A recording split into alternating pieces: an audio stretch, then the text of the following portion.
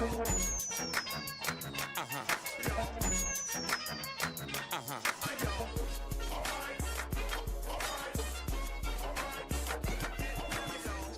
Good morning, everyone, and welcome to the Front Porch here on WBOK. What New Orleans is talking about all day long. I'm your host, Kimber White Dupree, and on the other side of the glass is Jared on this Trivia Tuesday. I hope that you all are having a wonderful start to your day and that you are having a great day. It again is Trivia Tuesday, and today's date is August 18th, 2026.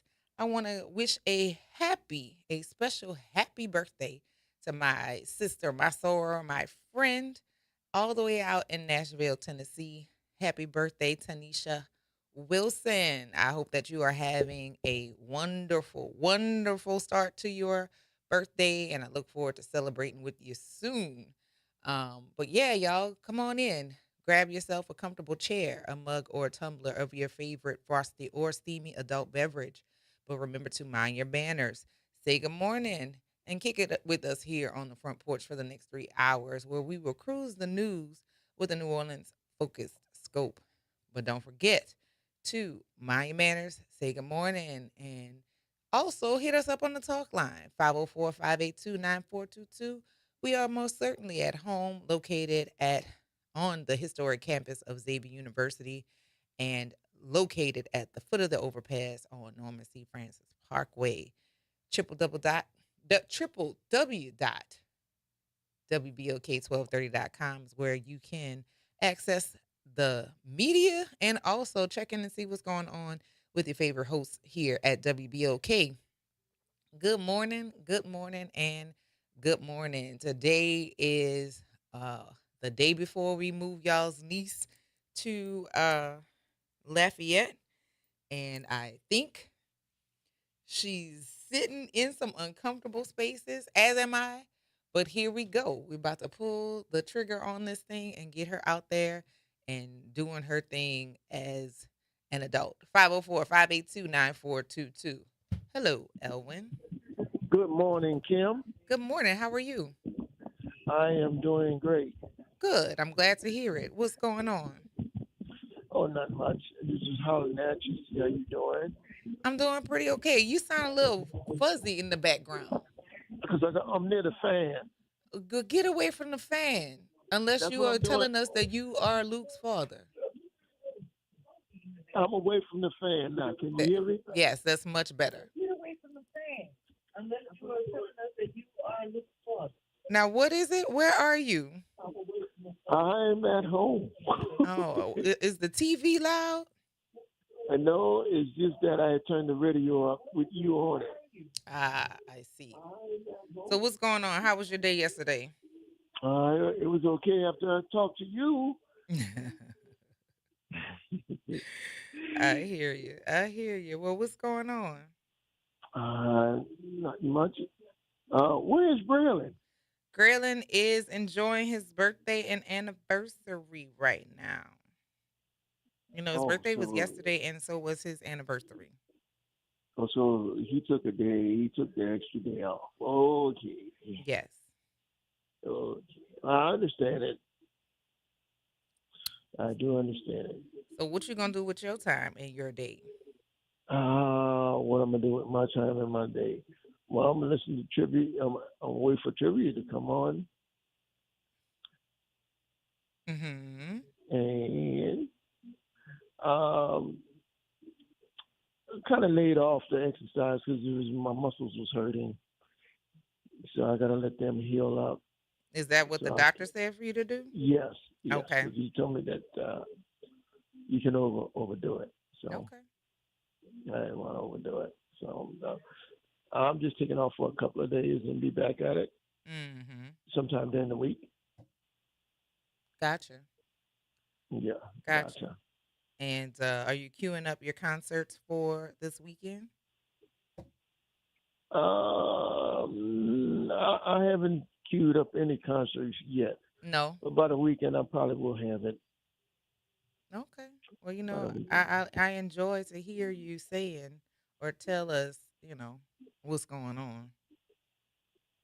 Yeah, I'm okay. I'm just right now. I'm just dealing with family issues right now. Oh, really? Yeah, family issues. Me and my sister have never gotten along in the past, so we don't get along now. So Well, there's uh, always time to make amends or end the conversation. I You doubt this decide would which be. one I is doubt this, which. Kim. I doubt this would be amends here. I doubt it. I Okay, doubt it. Too much she have done, I got you. and it's time to let go. Mm-hmm. Indeed. So I decided to separate myself from them and do what I got to do. Okay. At the end of it all, the person you got to live with is you. So do what you got to do. That's right. I got to live with me, All right. and they got to live with them. Absolutely. That's how it go. All right. Well, we're going to take this break, okay? Okay, and I will talk to you later. All right. Talk to I'll you call later. you during trivia. Okay. Sounds good. Okay. All right. You listen to the Front Porch here on WBOK, what New Orleans is talking about all day long.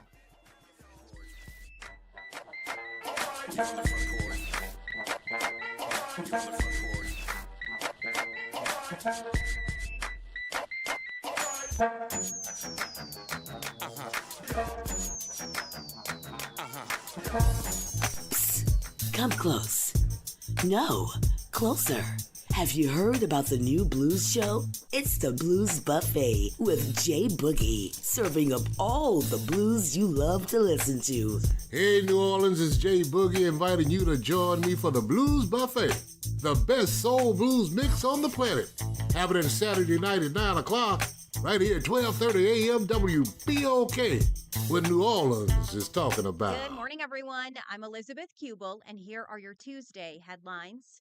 Different lights, same responsibility. This morning, Louisiana's law requiring drivers to move over now goes beyond just police and ambulances. The expanded move over law now requires drivers to move over for disabled vehicles displaying hazard lights, flashing lights, or another emergency warning device. The law continues to require drivers to yield the right of way to emergency vehicles using their audible or visual warning signals.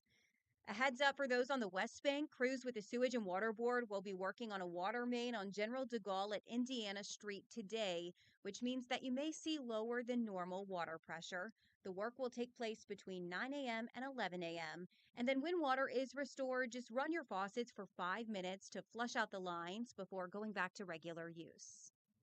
Some unwelcome news for Saints fans this morning. First round pick Jordan Tyson is set to miss around 2 months due to a hamstring injury that he suffered last week. The Saints drafted Tyson despite his long injury history in college, and this is now his fourth hamstring issue in less than a year. It is a big blow to a Saints offense that was hoping to pair Tyson with Chris Olave to give quarterback Tyler Shuck a pair of dangerous receiving threats in his first full season as a starter. And that is a look for you at your Tuesday morning headlines. I'm Elizabeth. What if you could pull up a chair at the same table as your doctors? Join me, Kimber White Dupree, as I welcome board-certified physicians, Dr. Princess Dinner and Dr. Darlonda Reno Harris. For Table Rounds, we're bringing those meaningful medical conversations out of the hospital and into our community. Health topics that matter most, from the health disparities and menopause to mental health and much more. Table Rounds with Dr. Princess Dinner and Dr. Darlonda Reno Harris. Every fourth Monday at 10 a.m. on the Front Porch, because better conversations lead to better health.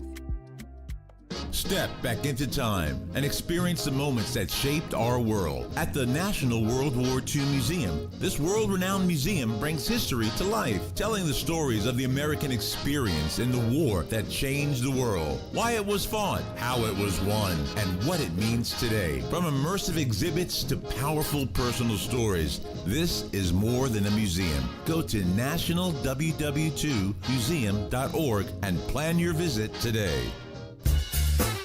This is Sandra Nika Morris, host of Put Housing First. Join us every Tuesday at 12 o'clock, where we will discuss how housing affects every aspect of our lives and what's necessary, what's needed to guarantee housing for all. Join us every Tuesday at 12 o'clock as we dig down deep onto the issues that affect all of us. WBOK is pleased to announce the reboot of Crosstown Conversations with host Gene Nathan. A heightened focus on cultural entertainment events and the creators who present them. The new time is now Saturday at noon. Tune into the stories of our exploding creative scene with Gene Nathan on Crosstown Conversations. The New Orleans Jazz and Heritage Foundation is the nonprofit organization that owns the New Orleans Jazz and Heritage Festival presented by Shell. With the funds generated from Jazz Fest, the foundation invests in Louisiana companies through economic development, cultural enrichment, and free educational programs. To learn more about what the New Orleans Jazz and Heritage Foundation does, please visit www.jazzandheritage.org. Making a difference in the community. WBOK 1230 AM. You're on the front porch with WBOK 1230 AM.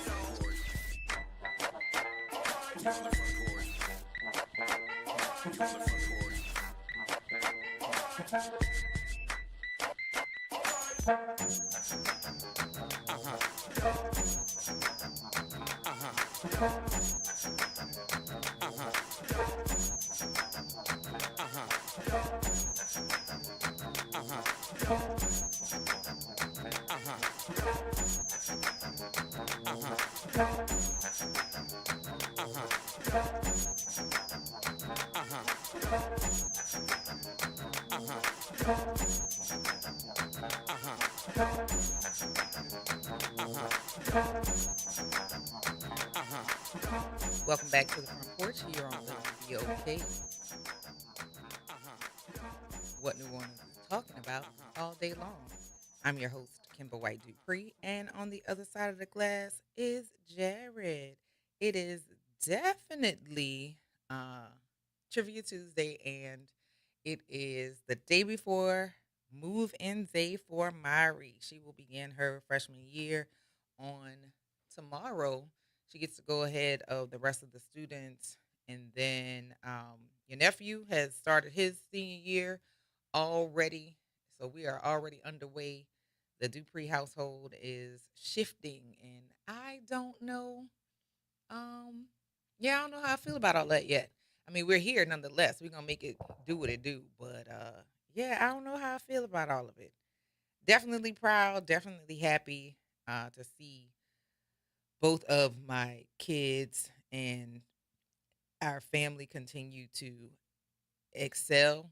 But yeah, my little buddy who's been going everywhere with me since I was pregnant with her is getting ready to take flight. And I think yesterday was her first day of figuring out, like, it's not just that she's moving. It's not just that she's shifting. We're not going with her. And that's starting to hit her in the chest a little bit. But here we are, and here we go. Good morning, good morning, good morning. Hey, good people. Good morning, Miss Joyce. Good morning, Samarium. Good morning to Earl Swami Nelson. Good morning, Cam. Hey, Anita. What's up, Sean? How are things down under? And good morning, Lori. I hope for real y'all are having a good start to your day. I am pretty pleased about the happenings and the goings and comings. Had a meeting this morning with my school to speak with them about accommodations for kids and for parents who are listening. This is the time of year that I kind of give you guys the rundown of different things you should be looking out for and having conversations with your schools about. Accommodations. I know a lot of people get really unsure about how accommodations and how to seek and receive and maintain help for your students. 504 accommodations. Y'all remember we've had this conversation before. I feel like this is our fourth year doing so. But a 504 accommodations are human rights for students in school. And you also get to use those in other places, once you get accommodations for your students in school, they can travel with them through college. So 504 plan is a customized classroom accommodations under Section 504 of the Rehabilitation Act to ensure students with disabilities have equal access to learning. These this is how the supports change and support students learn how they learn and or test, but they don't change the core curriculum. So what does that mean?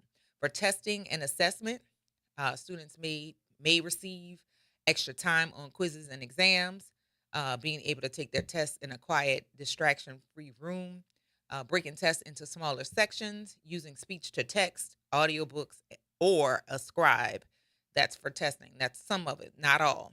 In your classroom environment, you can have preferential seating near the teacher or away from distractions, a specialized desk, chair, or standing surface, because some students may find it difficult to stand or, I'm sorry, to be seated during an entire class.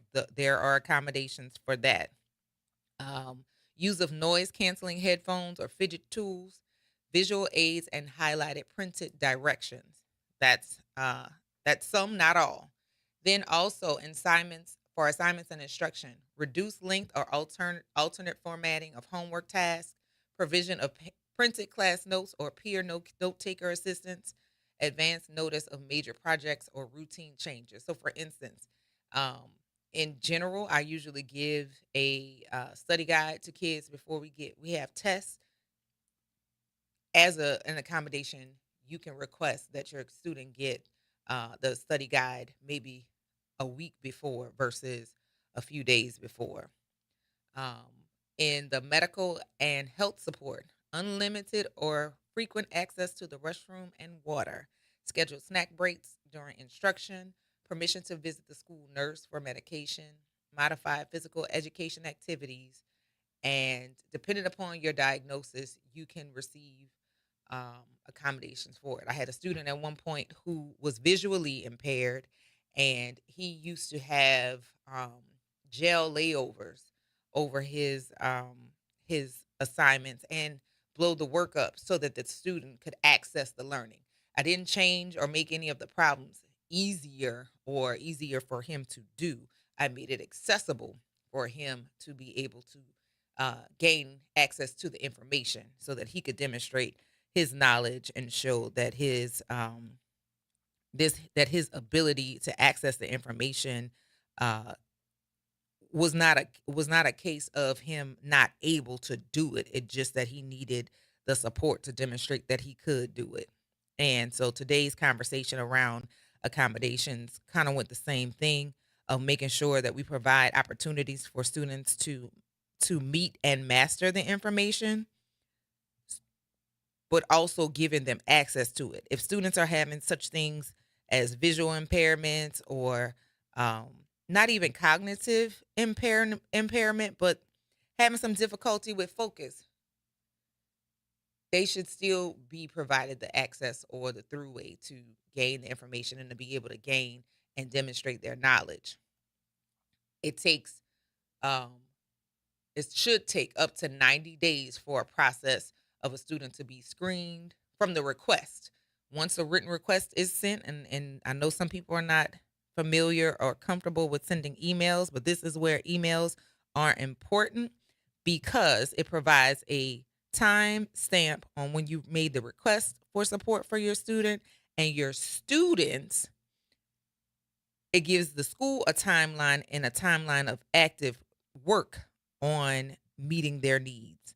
And that is very important because oftentimes we send stuff to companies and organizations, and it seems as though they take their sweet time getting to what it is that you need from them. However, once you send the email, I suggest you CC the teacher, the school leader, the school 504 or student assistant team leader, and also send it to, if there is a charter organization that is affiliated with that school, send it to them too, because they have 90 days by law to execute that process, and I need you all to be in on that. Hey, good morning, Wanda. Can you give us a call about that? Because I know you're in an active school where students need accommodations and or individual education plans. But right now, for students who are in testing grades, particularly, and students who are on their way to testing grades, now is the time for your parents to start securing the support that you need for that. And if you're receiving the accommodations, you may as well get it in writing, because when it's time for national tests and state high stakes testing from the state, if you have those things in place, you can receive it. And I'm going to say that one more time. If you have accommodations when your student is in high school, it will follow them all the way through college. They will continue to get those accommodations so that your student can give their best performance, showing and demonstrating their knowledge, not getting a pass, not getting easier work, but they are getting accommodations to show that they are able to access and also participate all the information that's put in front of you. All right, give you a minute. You finished up? Okay, cool. Yeah, I want you all to be aware of this, because oftentimes kids who are in the Black community get left out of getting advantages in school because parents tend to be leery. They don't want their kids to be labeled. And I understand that whole idea behind that. However, if you walk through many of the schools that are selective enrollment, at least 90% of those kids have documentation for them, whether it's an IEP for gifted or special needs, or an IAP for accommodations, where they get additional support for their students while they're in school.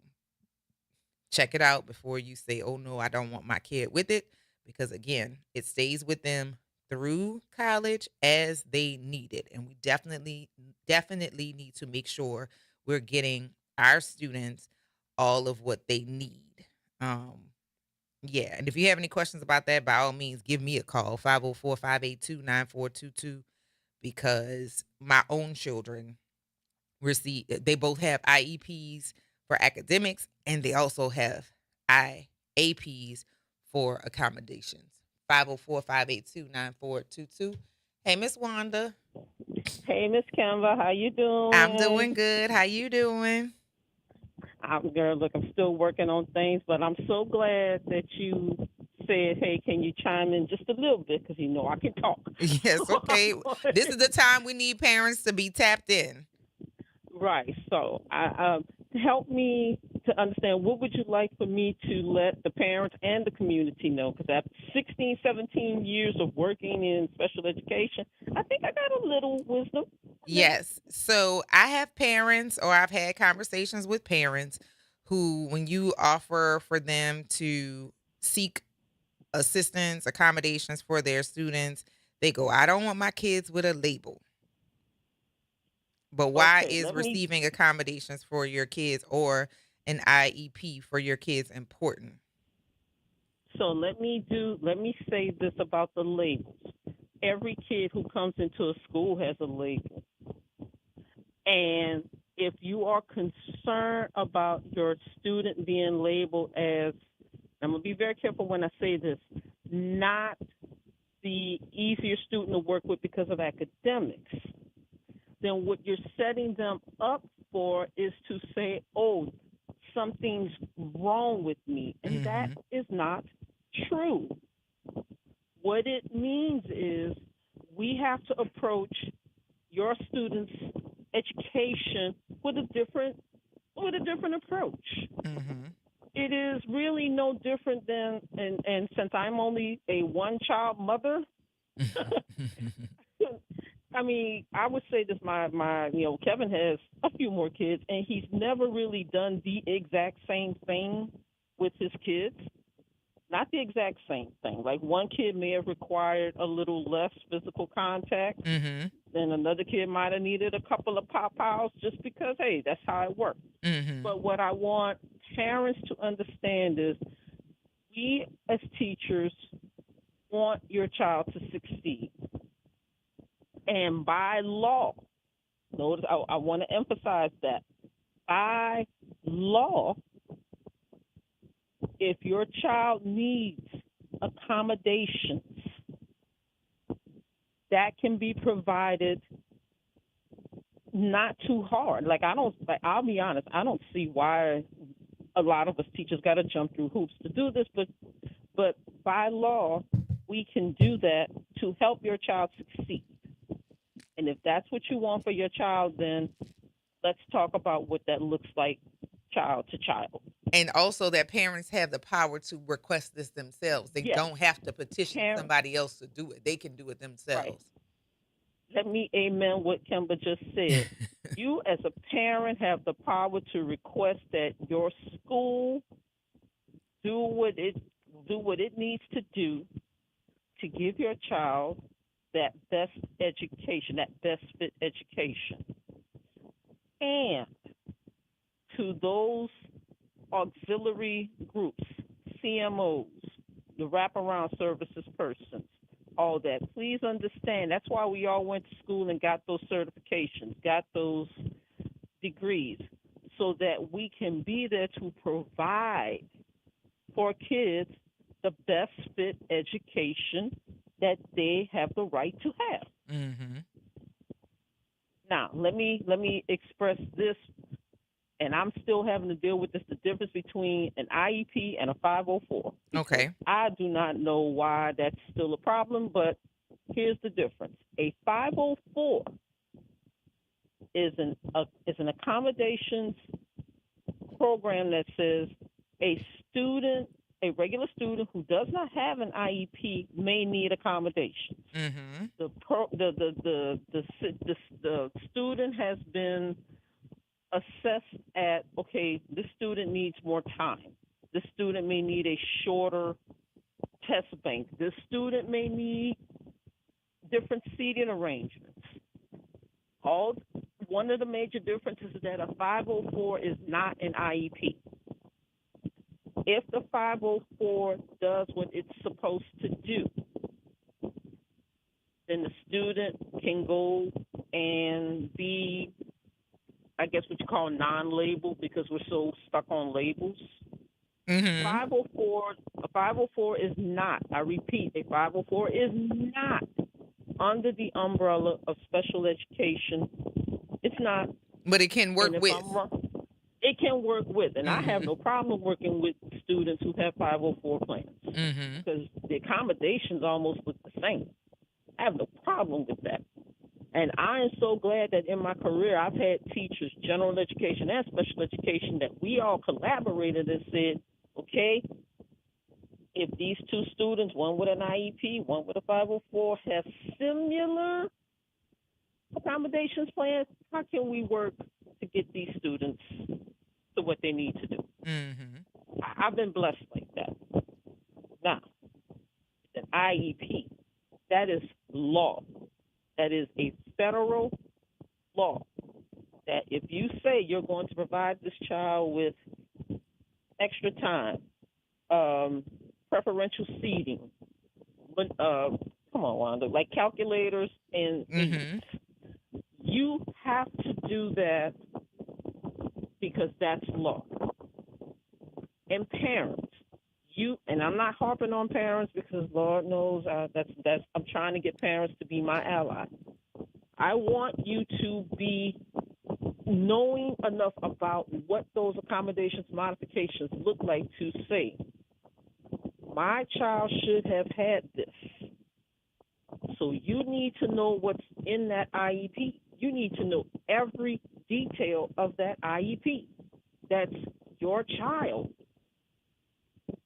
And I'm not saying that I realize I'm not sounding angry. I'm just passionate like that. You're fine. Oh, good. Thank you, because I'm about to do it again. You're fine. This is your child. You're entrusting teachers in schools to give your child an education that sets them up for the best future. Yes, you need to know what is in that IEP. And if you do not know, please talk to your child's special education teacher. Talk to the coordinator. Ask them, hey, I don't know what this means. Please help me. Because what you don't want to have happen is that somebody comes in, some government group comes in and says, your whole special education department is out of compliance. Yeah. And then we talking about lawsuits. Lawsuits out the rear end. Mm-hmm. It doesn't. This is what happens when you get someone like me who's passionate about education enough time to say what it is. No, I appreciate it. Okay. And thank you, Kimber, for being my sister, not just in education, but in culture, in activism and stuff like that, because honestly, after 28 years of teaching, 16 of them in special education, I realize I may not be in that classroom environment much longer. Mm-hmm. But I will always be there to help students and teachers. Absolutely. Y'all got me. Wanda's saying, I'm sorry, I just see something that said Wanda's saying what needs to be said. Some parents don't know. And that's where I would want to come in as someone who talks to parents so that they don't feel out of the know. Absolutely. You are absolutely that's correct. What I would want. So hugs to all y'all. Save an extra happy birthday for Big Brother Graylin. Yes. We're going to celebrate him when he gets here. No problem. And again,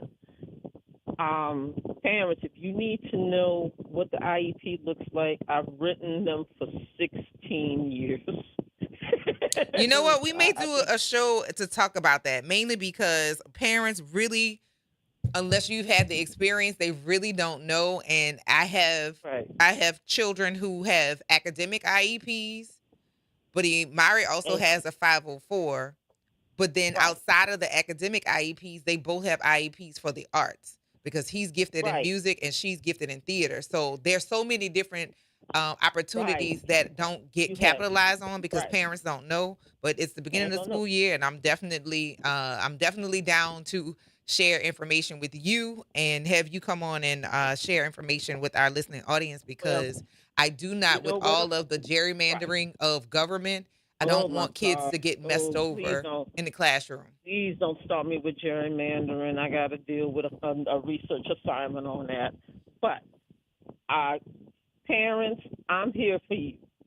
Okay, I am here for you. Not like I'm not here for your kids, but I'm here for you because you're the strongest ally we got. Yes, absolutely. Well, thank you for that. We got to take this break. I got you. You know where I'm at, right? Absolutely, I do. We'll be in touch. Thank you, ma'am. All right, have a Front good one. Porch. All right, talk to you later. Right. Bye-bye. You listen to the Front Porch here on WBOK, is what New Orleans is talking about all day long.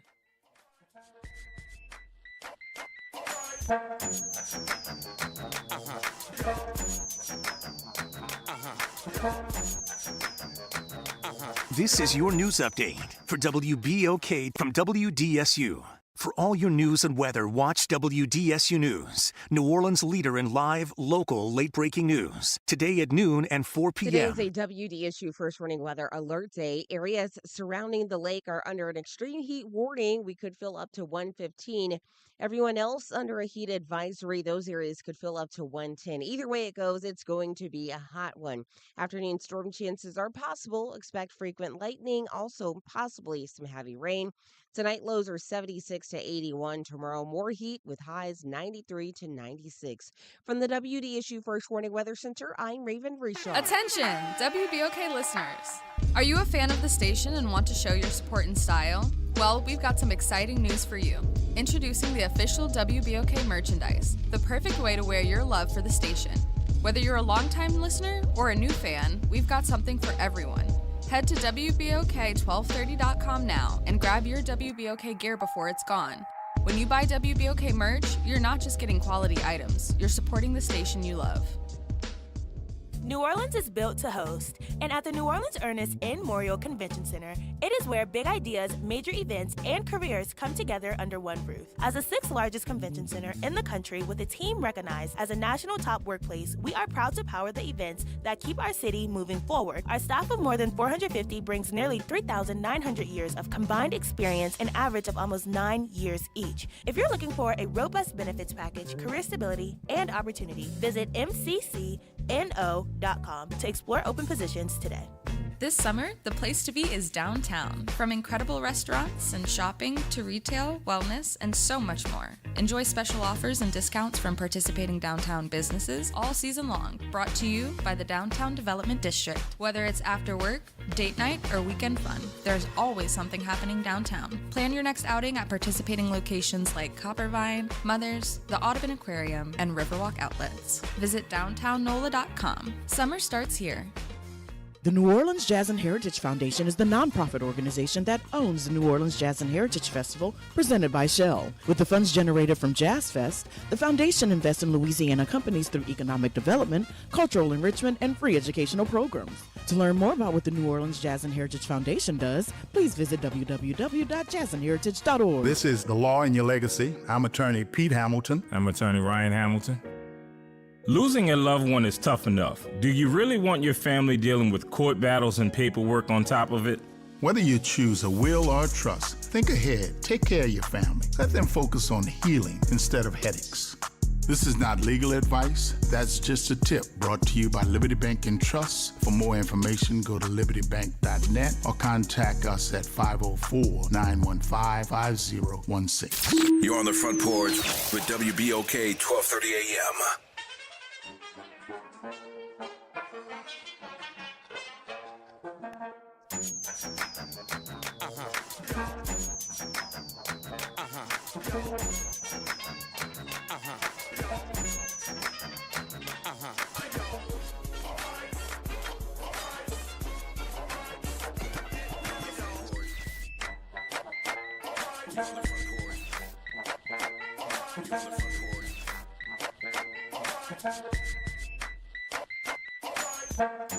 Welcome back to the Front Porch here on WBOK.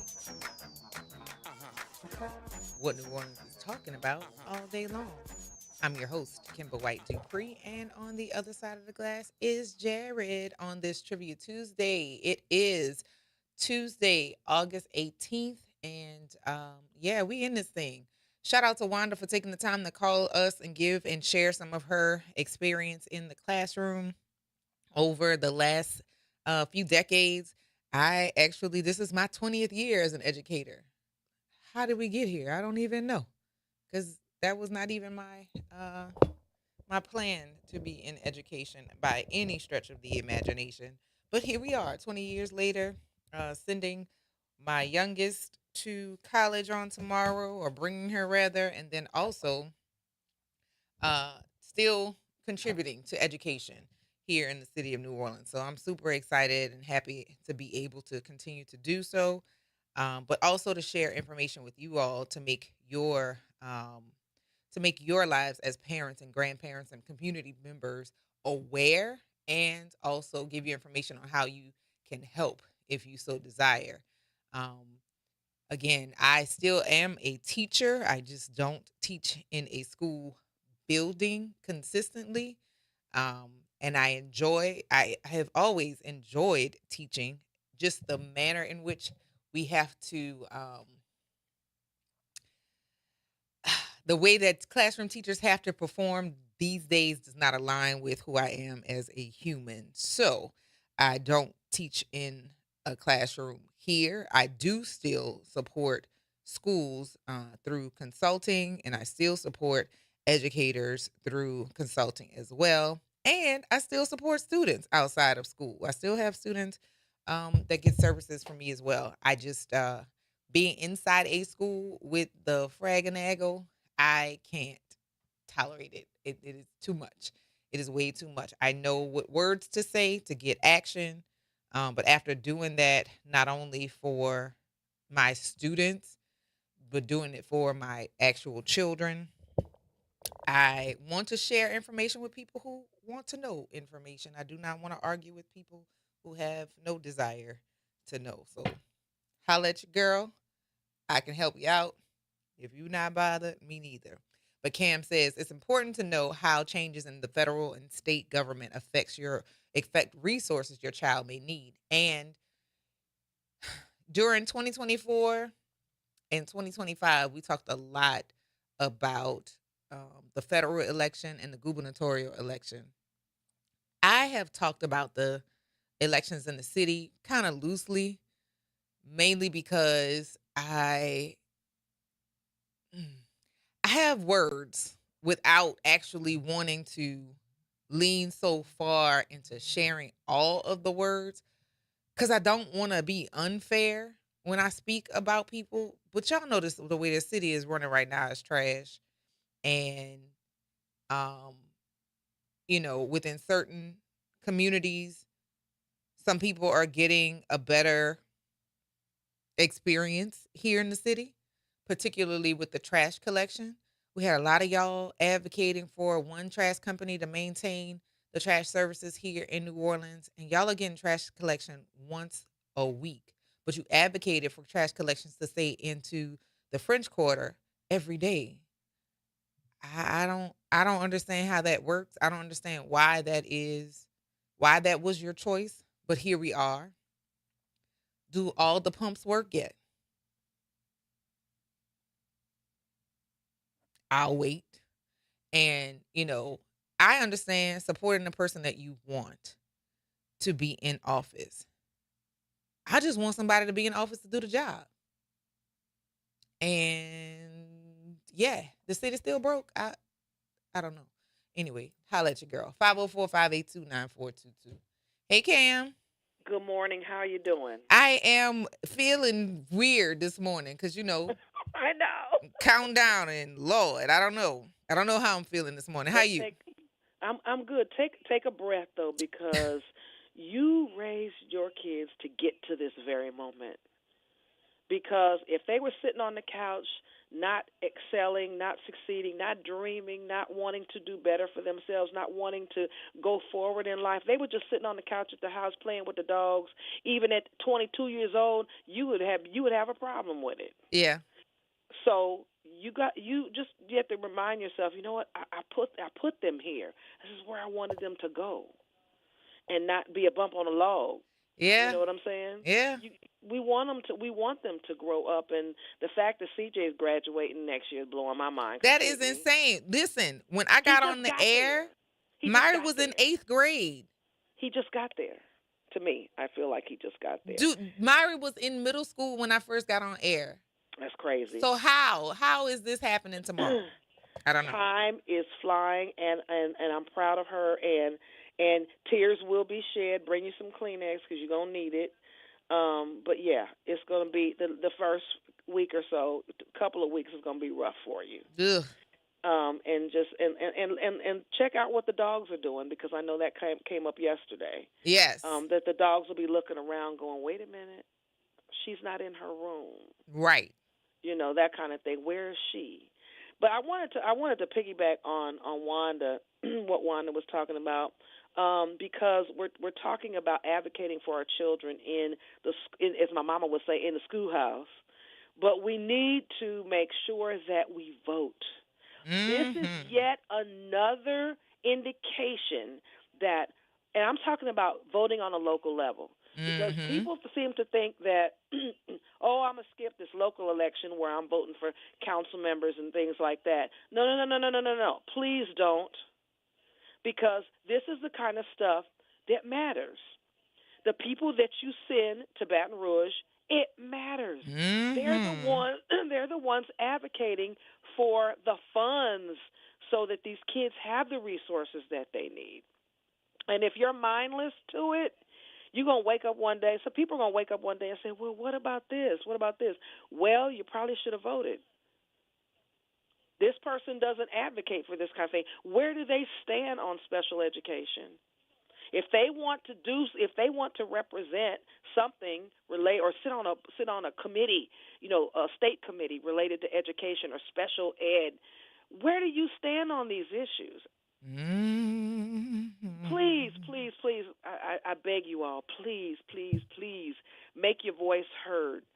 Not just going up to the school complaining, or don't stop at the point of your child's advocacy. Hello. Please vote. Absolutely. Because without our elected officials, without funding resources, these things don't happen. And we have to make sure that they happen for our kids because they're owed it.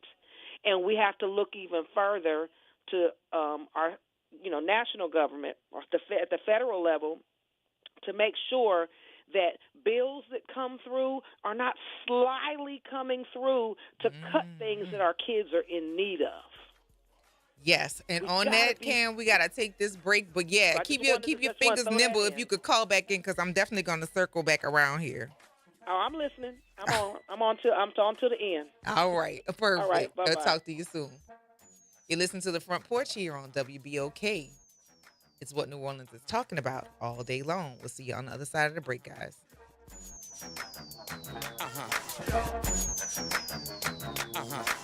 From the campus of Xavier University, WBOK Go and Equity Media Station. I'm Amber Payton with BIN News Now. President Trump is defending his directive to scale back joint military exercises with South Korea. We can't go around and protect all of these countries, especially when they're not there to help us. He noted that roughly 39,000 American troops are stationed there and said the U.S. cannot continue protecting allies that are unwilling to help in return. Authorities are searching for a black inmate who removed his GPS monitor and escaped a Los Angeles County reentry facility. 28-year-old Dejon Snell was last seen Sunday near Grand Avenue and 37th Street. He is serving a 6-year sentence for carjacking and robbery. And the Tupac Shakur murder trial is underway in Las Vegas. Prosecutors say Dwayne Keefe D. Davis helped arm the shooters, while his defense calls the case fiction and disputes details tied to his book. Davis faces life in prison if convicted. Get BIN News Now on demand 24/7 on the iHeartRadio app. You're on the Front Porch with WBOK 1230 AM.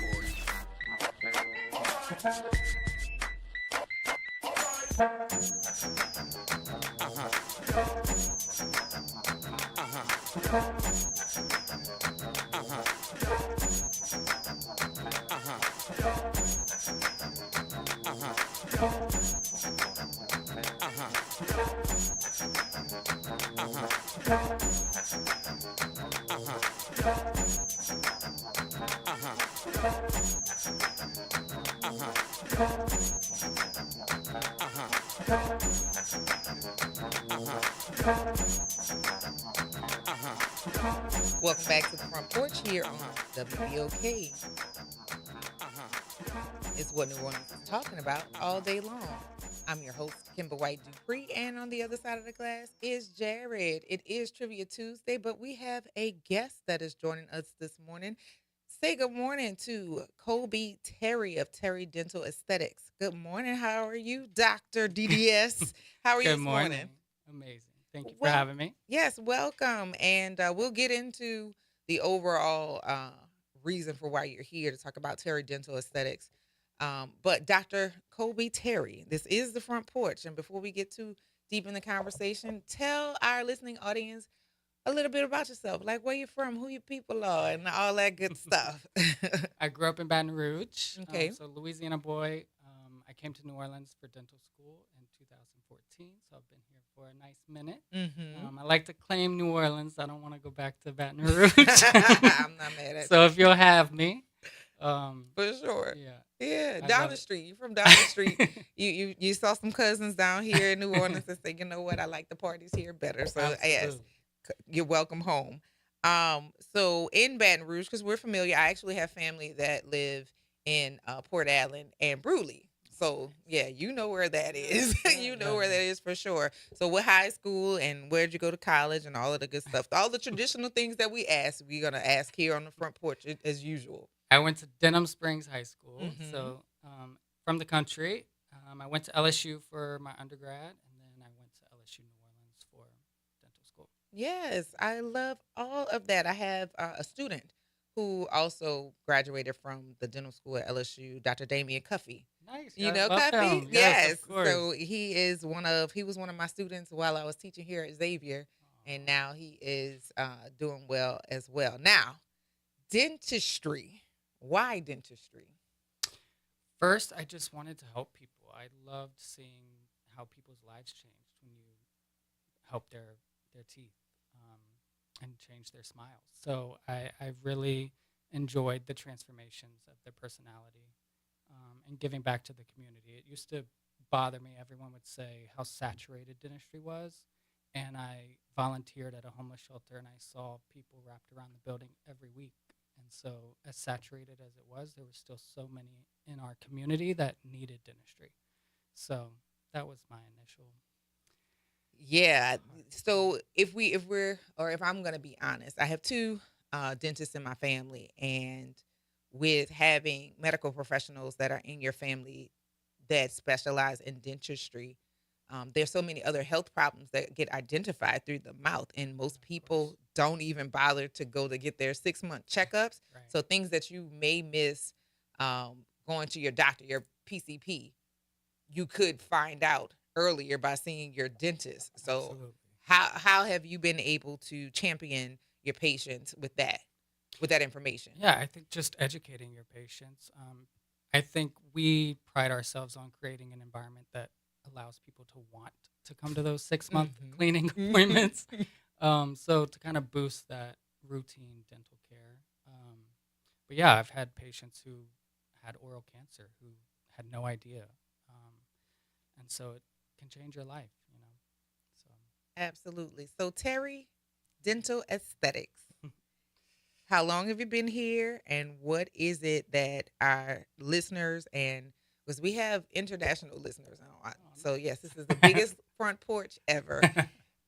What are the things that you're offering, or how can you suggest that they see about? Because our messaging is go see about yourself when it comes to healthcare and mental health, and obviously dental health. Go see about yourself. What do they need to do to make sure that they're taking the best care of themselves? Well, we're located right in the heart of New Orleans. We're downtown on Julia Street. I tell everyone we have unobstructed views of the Plaza Tower. So you find the plaza, you'll find us.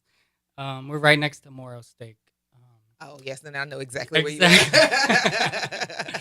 at. But they can check out our website, terryaesthetics.com. There's a link there. You can request an appointment.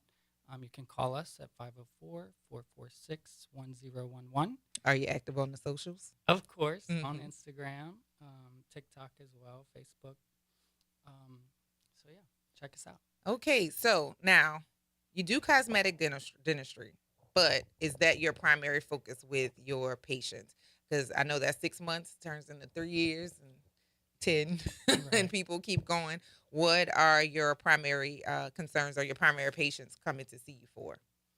I think people who have an interest in cosmetics or changing their smile, Mhm. but I don't want people to think that that's all that we do because we do everything and anything. Um, I want people to understand we're a full comprehensive dental office, so routine checkups and cleanings, we're still your dental home. Perfect. Now, as you are talking about, or you have provided service to patients who are experiencing homelessness, I saw that you provide smile rejuvenations, and you know complete oral health is the idea, but you provide other services as well. So can you take us through what some of your patients have been coming to seek from you? Yeah. We love Invisalign. We love cosmetic procedures like veneers, crown work as well. Like I said, we do routine dental visits as well. Mhm. I'm really big into facial aesthetics, so I train and teach Botox and dermal fillers. So we offer all of those services with facial balancing. We're also into CO2 skin resurfacing treatments. So full face. So this is like a medical spa almost. It sounds like the blend between those two things. So I didn't know, or rather, I hadn't gone far into the facial rejuvenation. So one of the things you said CO2. So that's like freeze kind of thing, or what is that? It's like a chemical peel, but it's a laser peel. So it's giving you like your freshest skin. So to help with pigmentation, hyperpigmentation, skin texture, so acne scars, big pores. It treats all of that, and it's safe for all skin types. So even melanated skin can benefit from CO2. Obviously, we do different treatments for different skin types. Someone with really melanated skin does not need the depth of treatment like other skin types, but it's just to give you like that porcelain skin texture to improve your overall skin health. It's amazing. Okay, I'm interested. I'm curious now. And then with the processes, because we see a lot of the teeth lately when people show their recent stepping into having some money, some nouveau riche people, they're getting the teeth and they're really, really big and really, really white. As a cosmetic dentist, are those suggested or are those requested? Because I want to know, do they come in regular size? Because it's a lot. It is a lot. The Nene Leaks. Oh my. Yes. Yes. No, I love natural aesthetics, so I try to steer people in that direction. I think, it's normal to want your teeth whiter. Everyone wants to brighten their smile, of course, but we want to do that in a natural way that doesn't walk in the room. That doesn't look like an assault getting ready to happen, because it's like the first thing you see is like, well, thank you. I don't even know. But yeah, I've been seeing the trend of that as of like the last 10 to 12 years or so, between the BBLs and the teeth has been the beauty. I don't know, the beauty invitation. Like, once I have some money, then okay, I'm going to make my teeth bigger and then enhance my body. I don't know. It's interesting to me. And so now that you are able to provide cosmetic surgery, well, not surgery, but cosmetic services outside of the teeth, like, are your patients blending this? Are they putting like 2 appointments in one? Or because that's interesting to me. You can get your skin smooth and then okay, all right, now I'm relaxed, because I would assume that's kind of like a spa service, and then okay, now fix my teeth. Yeah, I mean, it correlates with your hygiene visits. So okay. Botox typically you'll do every 3 to 4 months. So at that 6-month cleaning, you're typically due for Botox. So yeah, we'll add it to that appointment for a lot of patients. Now that's fancy. Yeah, I try to let people know, like, dentists are specialists in head and neck anatomy, and we see your face on a different scale than your dermatologist or even your plastic surgeon who does full body plastics. And so, in a lot of those places, you're not actually seeing the plastic surgeon, you're seeing their physician's assistant or their RN. So I try to educate our patients in our offerings with facial aesthetics and how we are really specialists for those types of services. So yeah, I think our patients love that it's kind of like a one-shop stop. Yeah, no, I'm really interested, and I'm gonna have to come and pass that way. As a person who has worn braces, I have done a decent job with my top row of teeth, but that bottom and my retainer, I've struggled with it my entire young adult life, and like, because I had braces in high school. My top, fine. My bottom, this one tooth, it will not go back. I need like that springy thing, but I'm so tired of asking my dentist for it. I'm tired of aggravating her about it. Well, it's good to know you're normal, because that's so common. I mean, mean, retention is the biggest thing after braces. Our teeth want to go back in those natural positions. So, But oddly enough, I didn't have like my teeth were straight at the bottom, but I had a very small diastamer right in the middle. love, you know, it's And called diastema. listen, I listen. I'm First very of all, nosy. I love a diastema. Uh-huh. So it always breaks my heart when people want to Wanna close close it. it? Yes, because I just think they're so incredible. So it wasn't very large. My mom Yeah. had one, and all of her sisters had it, and I had a very small one. I had a very small one. So in middle school, I think it was 8th grade, I got braces, and I wore them a long time because I kept popping brackets. And once I got them off, right before senior year started, perfect, looking great, everything.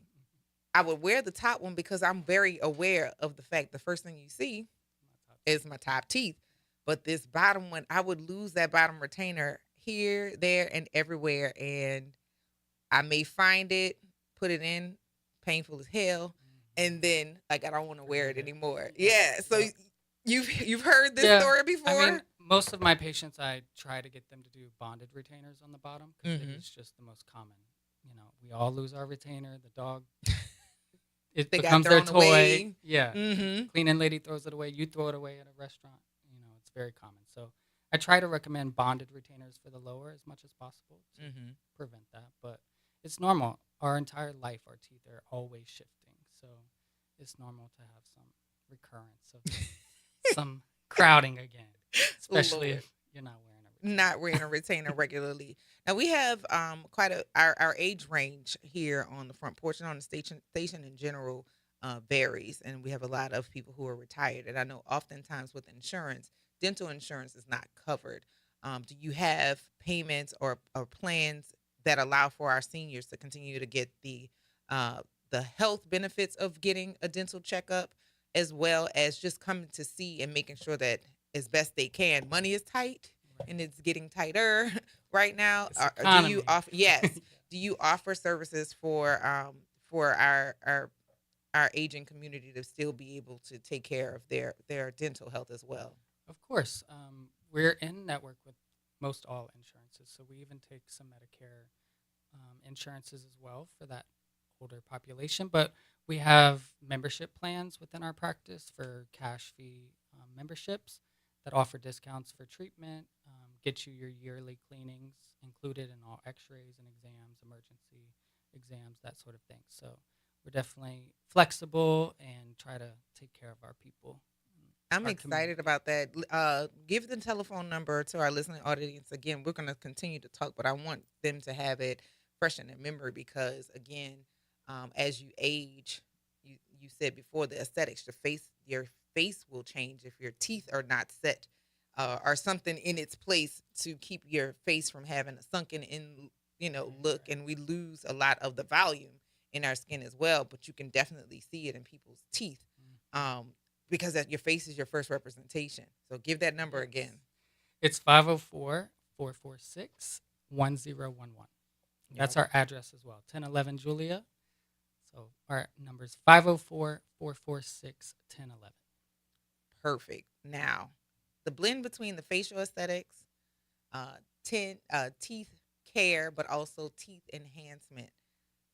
Walk me through coming to your office for service. I'm a brand new patient. I've done all my paperwork. What is the first thing that you start looking at to see what I need and things that I could benefit from? Yeah, so your first visit with us is a 90-minute appointment, and that's dedicated just to you. So you come in, you have full radiographs. We take a complimentary 3D scan of your teeth. Most everyone always comments they've never seen their teeth like that. So it's really cool to be able to see your teeth and kind of find what you would like to improve in your smile. And then you have an exam consultation with myself, and we talk about your goals. And if it's just routine care, we're happy to provide that for you. And then, I try to share all of our services with every patient and, without overwhelming them, of course. Just kind of meet them where they are and what they're looking for. But I want people to be educated on the possibilities of what there is to offer them.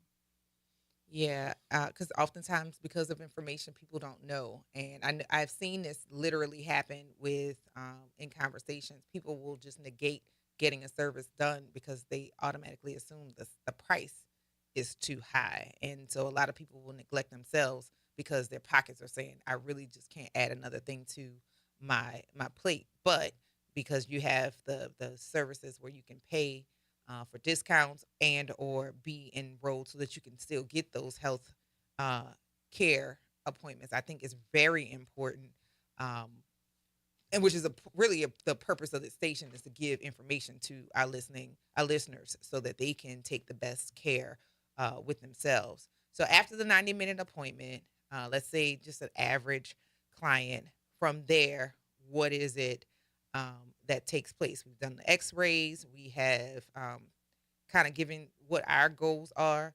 From there, where does the discussion turn? So everyone sits down with Miss Tammy, who is our treatment care coordinator. She's everything in the office, honestly. But everyone has a private sit down with her to kind of go through their treatment plan and options. We offer a lot of payment options. Some are third party that offer interest-free options for a lot of patients. So she will detail all of that with you and then get started as soon as someone's ready to get started. So yeah, that's what to expect. Do you play a lot of music in your office? Because I feel like there's a lot of fun that goes on in there. You're just holding it all to yourself for right now. Yes, there's definitely lots of music. We have Beats headphones for noise canceling as well during procedures. Everyone compliments our playlist, actually. So, yeah, we got a good playlist. Okay. Yes, I'm going to read this and I want you to respond. It says, "This practice really represents my dream of what dentistry could be.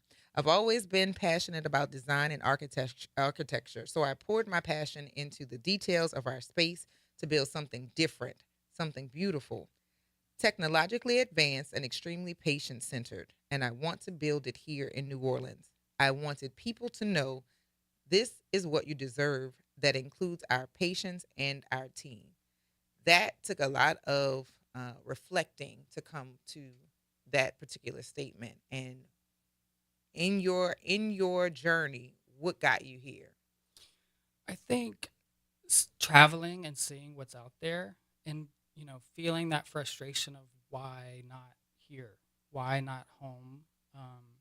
I am a Louisiana boy, but I really love New Orleans, and I wanted to give back to the city and let everyone know this is what we deserve. This is what you can have. You don't have to go to Chicago or New York or Houston or Atlanta.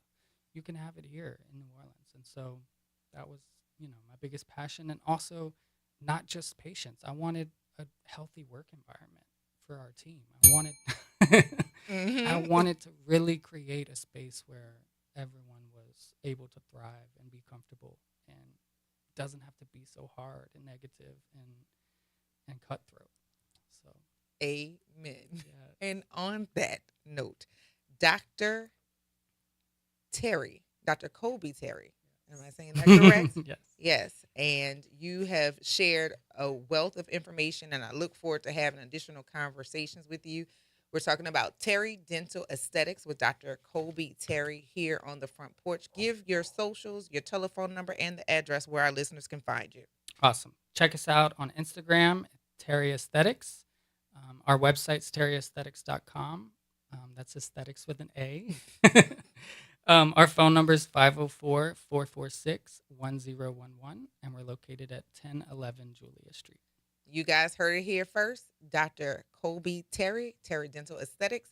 Go and check him out. And thank you for joining us here on the Front Porch. I look forward to having additional conversations because I want to see how all this works together, the beauty and the teeth. I love it. Yes. Thank you for joining us here on the Front Porch, and you have an open invitation to join us here again anytime you have an announcement that you want to make to our listening audience on how they can go see about themselves, y'all. You listen to the Front Porch here on WBOK. It's what New Orleans is talking about all day long.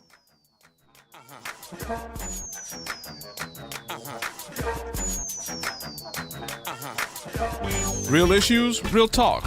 Real solutions. Miss an episode of The Reality Check? You can catch every episode anytime. Search WBOK Media on your favorite podcast app to tap the bold commentary, real-time reactions, and powerful perspectives from the people and leaders shaping our city. Download, share, and rate it 5 stars because the real ones always stay informed. Good morning, everyone. I'm Elizabeth Kubel, and here are your Tuesday headlines.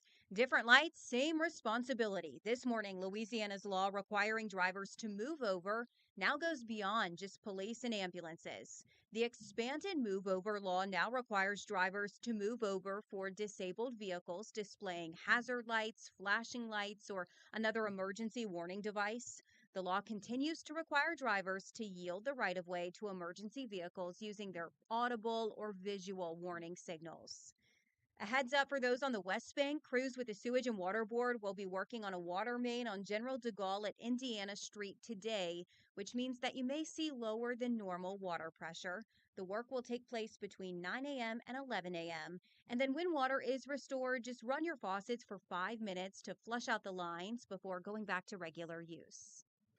Some unwelcome news for Saints fans this morning. First-round pick Jordan Tyson is set to miss around 2 months due to a hamstring injury that he suffered last week. The Saints drafted Tyson despite his long injury history in college, and this is now his 4th hamstring issue in less than a year. It is a big blow to a Saints offense that was hoping to pair Tyson with Chris Olave to give quarterback Tyler Shuck a pair of dangerous receiving threats in his first full season as a starter.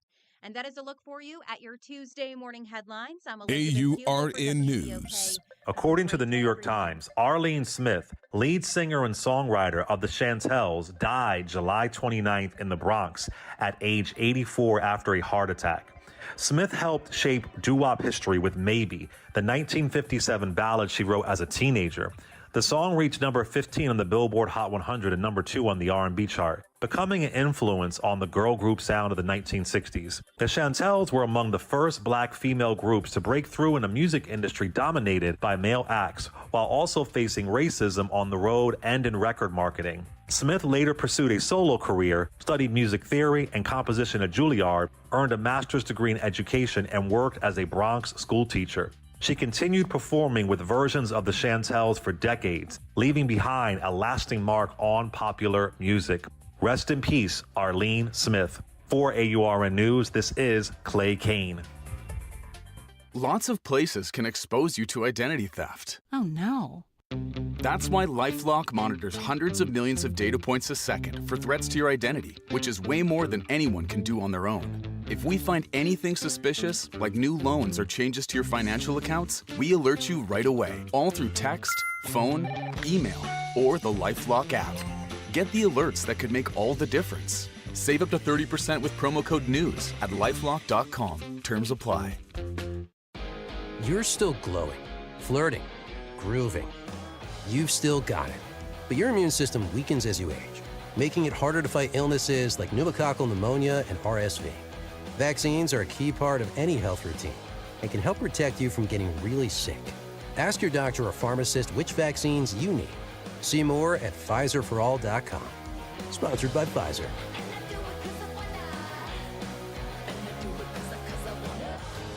Someone had a birthday. Yep, 50. Can't believe it. 50 years of wisdom. Great segue. We have a health reminder from the CDC. Pneumococcal vaccination is recommended for adults 50 or older. Says here, we're over 6 times more likely to be hospitalized with pneumococcal pneumonia than adults under 50. I don't love those odds. Same. Look what I found. Pfizer's Prevnar 20 is proven to help protect adults against pneumococcal pneumonia and invasive pneumococcal disease in just 1 dose. And millions have already gotten it. Continued approval may depend on a supportive study. Don't get Prevnar 20 if you have a severe allergy to its ingredients. A weakened immune system may lower your response. Common side effects include injection site pain and swelling, fatigue, headache, muscle, and joint pain. For full prescribing information, please call 1-855-213-2138. Visit Prevnar20.com or talk to your doctor or pharmacist. I'm on Prevnar20.com now, scheduling my appointment. Good idea. And happy 50th. This is is Andronika Morris, host of Put Housing First. Join us every Tuesday at 12 o'clock, where we will discuss how housing affects every aspect of our lives and what's necessary, what's needed to guarantee housing for all. Join us every Tuesday at 12 o'clock as we dig down deep onto the issues that affect all of us. Making a difference in the community. WBOK 1230 AM. You're on the front porch with WBOK 1230 AM.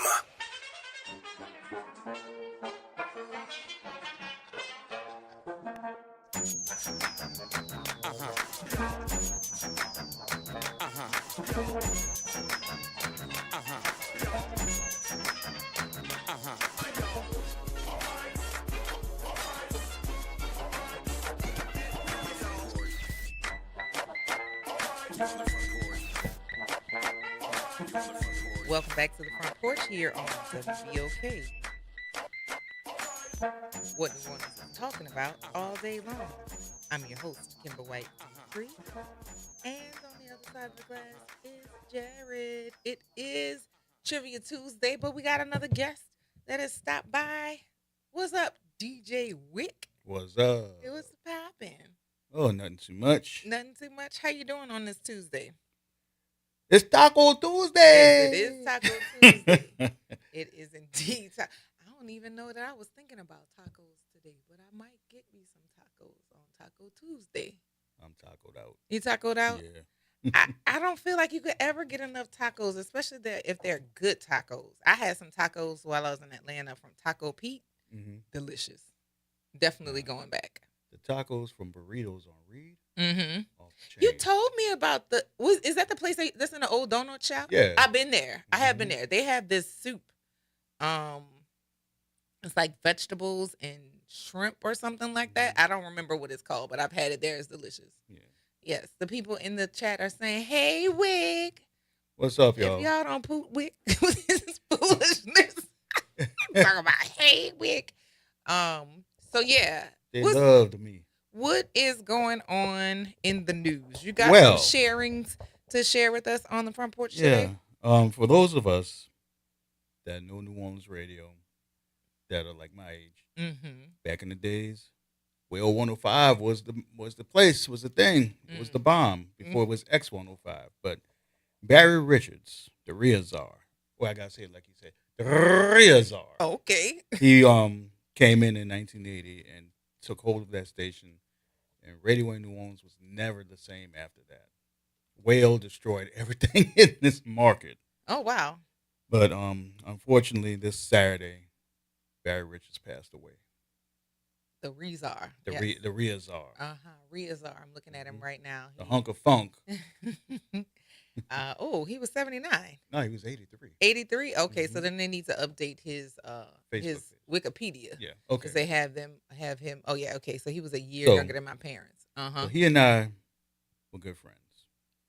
And when I first started the Throwback Throwdown, he was one of my very first guests on there. Oh.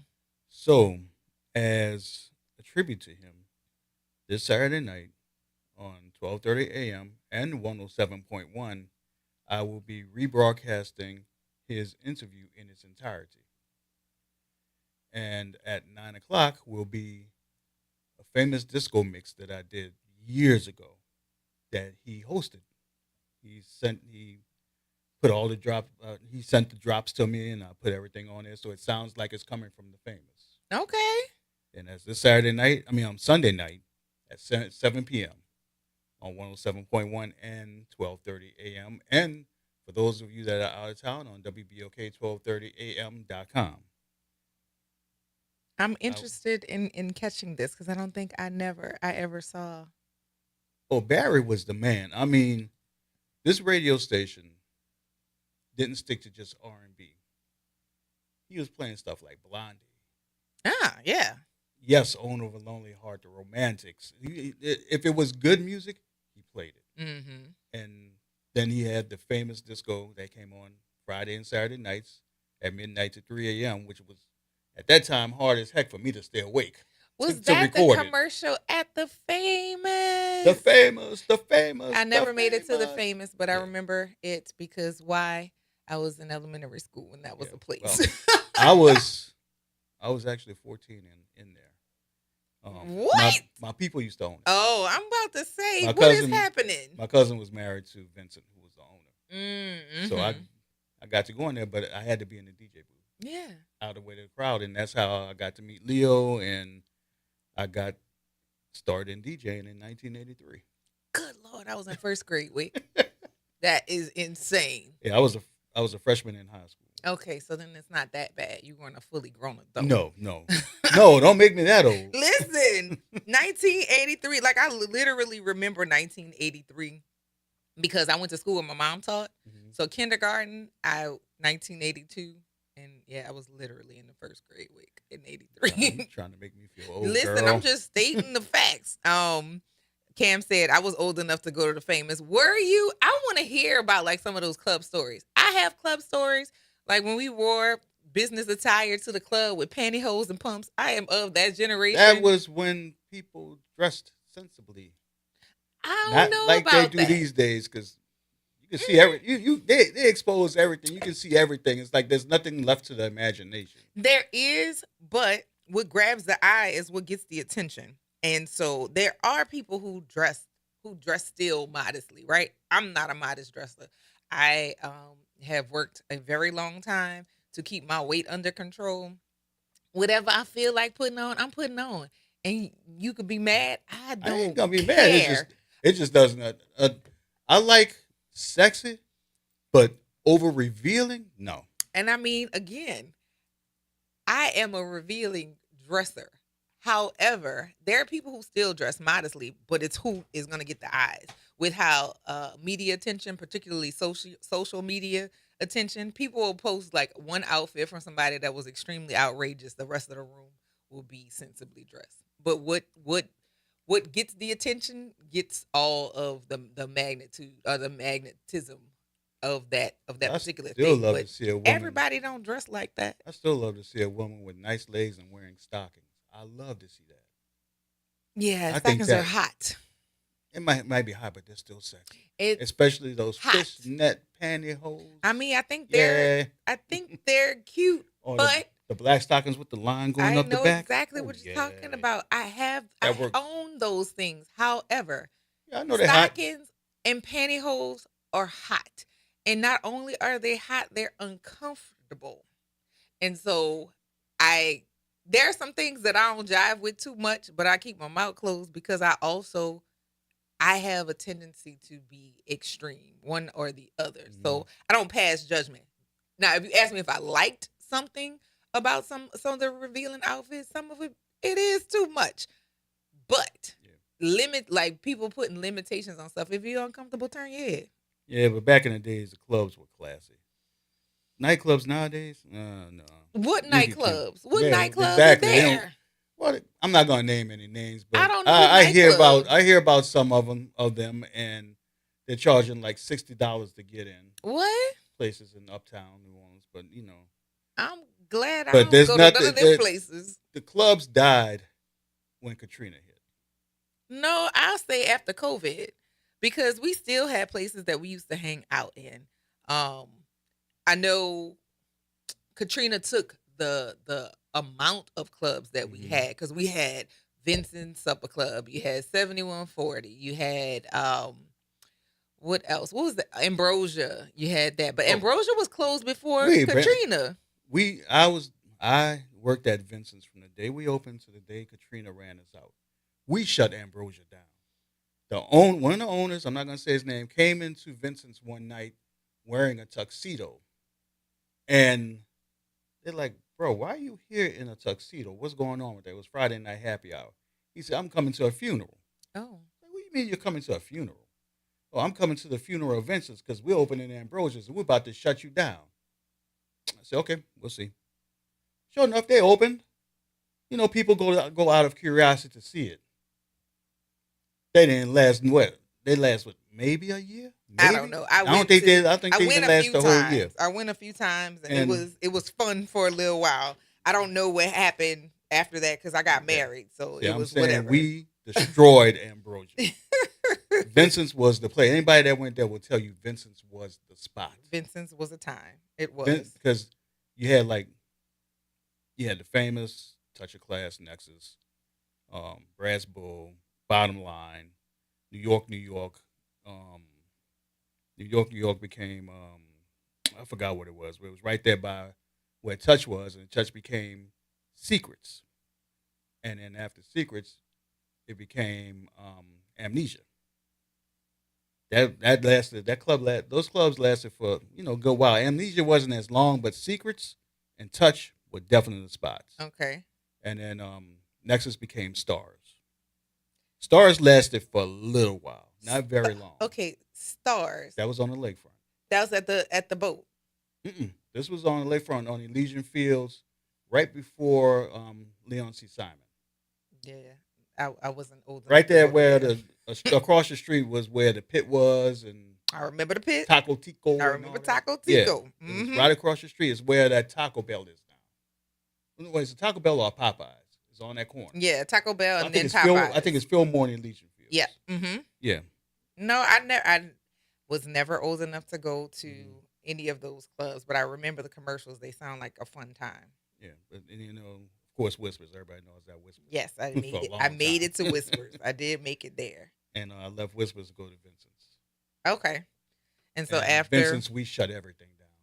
Nobody could mess with us. Vincent's was fun. I for my bachelorette party, that's where they took me. And not too many people know, but the owners of Vincent's were the owners of the Famous.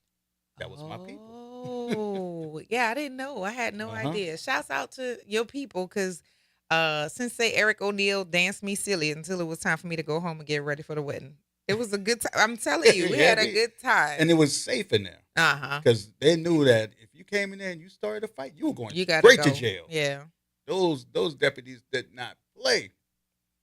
Good times. And they rough you up on the way out, too. It was fine. Good times. Good times. That was when you can go to the mall, because they were open for lunch, weren't they? Mm-hmm. Yeah, it was a restaurant in the daytime and a club at night. You can go to the mall, stop and get you some, because the food was good. I remember that. Yeah, the Chef food Kevin. was good. And then Kevin Smith? Mm-hmm. Oh, shout out to Kevin is over at the Vote. At the Shout Vote. out to my brother Kevin. That's my boy. Yes. That's our people right there. But okay, so then that makes sense. I'm gonna have to ask him, can he make me a Vincent's meal? Girl, get the fried shrimp. Oh my God. Those fried shrimp plate used to be off the chain. I had no idea. Shouts out to you, Kev. Yeah, me and Kanitra gonna have to beg Kev for a did some Vincent Korean, meal. The DJ at a party at the Vault a few weeks back, and on the menu they had Korean spare ribs. Woo! Yeah, man, good eating. I tried to act the fool. Now he does not. He don't cook for us outside of work. If we eat where he working, we good. But if we at home, he not cooking nothing. I'm gonna have to plead for that. Yes, indeed. I'm gonna have to plead for that. Yeah, Big Earl Mackey said, "Don't forget about Spades." I ain't go to Spades. What is that? Where was it?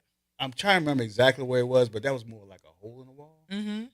Yeah, now I ain't gonna lie. I had my share of hole in walls. I like them kinds. Believe it or not, I used to hang out in like Hollow Point, stuff like that. People like Hollow Point. Yeah, I used to go to Hollow Point up here off of Washington. I used to hang out there. A good hole in the wall will make your night a fun time. But for no, sure. I almost forgot about 8-O's. 8-O's was.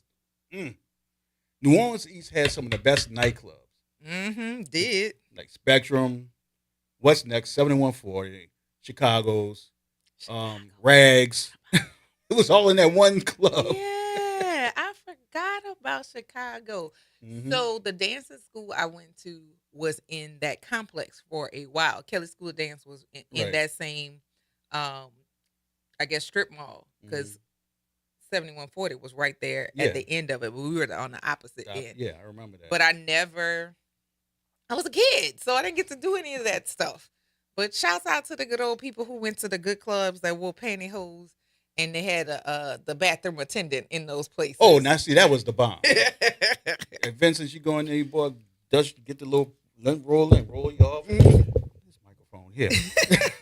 Here, roll you off, got your cologne and stuff. Man, that was top class back in the day. Clubs were different. right now the kids are doing kickbacks. They do hangouts. I love a good bar room. Yeah, that's why So, I'll do a bar room. I don't have a problem going to a bar room or a bar and grill. There's a particular bar that I hang out at on the West Bank called Jarro's, and then that's Miss Rose, and then her son has a bar called Deuces. That's right in Marrero. Love a bar. Yeah, I really don't DJ bars too much anymore. Because I recently in the last year and a half, I've been DJing with Terrence and the Fortress Band. Okay. I'm their DJ. So when they do a set and they take a break, I DJ and keep the crowd hyped. Got it. Yeah, so we're mainly at the Blue Crab on the lakefront. So we'll be there Sunday from 5 to 9, and then Slidell from 5 to 9. Okay. At the Blue Crab. Where is the Blue Crab? I know Blue what a Crab crawfish is right by is. Landry's. Between Landry's and what's the other seafood restaurant? It's like that little strip right there. I'm gonna have to go check it out. On West And you End. said it's on a Sunday? Mm-hmm. Sunday from 5 to 9. From 5 to 9? You're gonna be at that one this Sunday? Yeah, I'm gonna be at that one this Sunday, and then the one in Slidell this Friday from 5 to 9. I might have to hit you up on a Sunday. I'm not going to Slidell. So I normally Sorry, do, sisters, I'm not coming out there. Yeah, I normally do my events with Terrence and the Fortress Band. That sounds like fun. Yeah. So Sunday, cool. I'm gonna put it on my calendar. And let's see. Cam said yes, the bathroom attendant. Well, in our bathroom here, we don't have an attendant, but we have the case. Like we got all the lotions and perfumes. Here and stuff. over here? Yes. Wait, here's Xavier. Yes. We don't have a damn thing. Listen, we have We all got the paper perfume. towels and soap. There's perfume, there's lotion, there's some other stuff. It's like a whole thingy in there. Not the person, but the stuff. Yeah, they take care of you guys. They Listen, leave us hanging. Whoever did that, thank you very much. I appreciate it immensely. We're swinging like a giraffe over in that man's bathroom. Well, Shoot. I don't know. Maybe y'all will get a bathroom leader that'll pull some things together for y'all. Okay. I'll believe it when I see it, all right? But sure. This Sunday night, 7 to 10, 107.1 and 12:30, the tribute to the Rhea Czar, Barry Richards, on the Throwback Throwdown. Be sure. Mix at 9 p.m. Be sure y'all are staying tuned. You can find it on WBOK1230.com and you can catch it on the air. Yep. And if you're feeling lovey-dovey afterwards, you got the Love Zone. Oh, God. From 10 to midnight. Both stations. Yeah. So you can get your party on. And then get and your close swerve the on. deal. There you go. You close the deal in the same breath. DJ Wick, chilling on the front porch. Thank you for joining us. And course. I think I'm gonna see you on Sunday night. Those of y'all who are interested, come slide through. Let's go have a party. Yeah, come and dance with us. There you go. You listen to the front porch here on WBOK. It's what New Orleans is talking about all day long. Yep.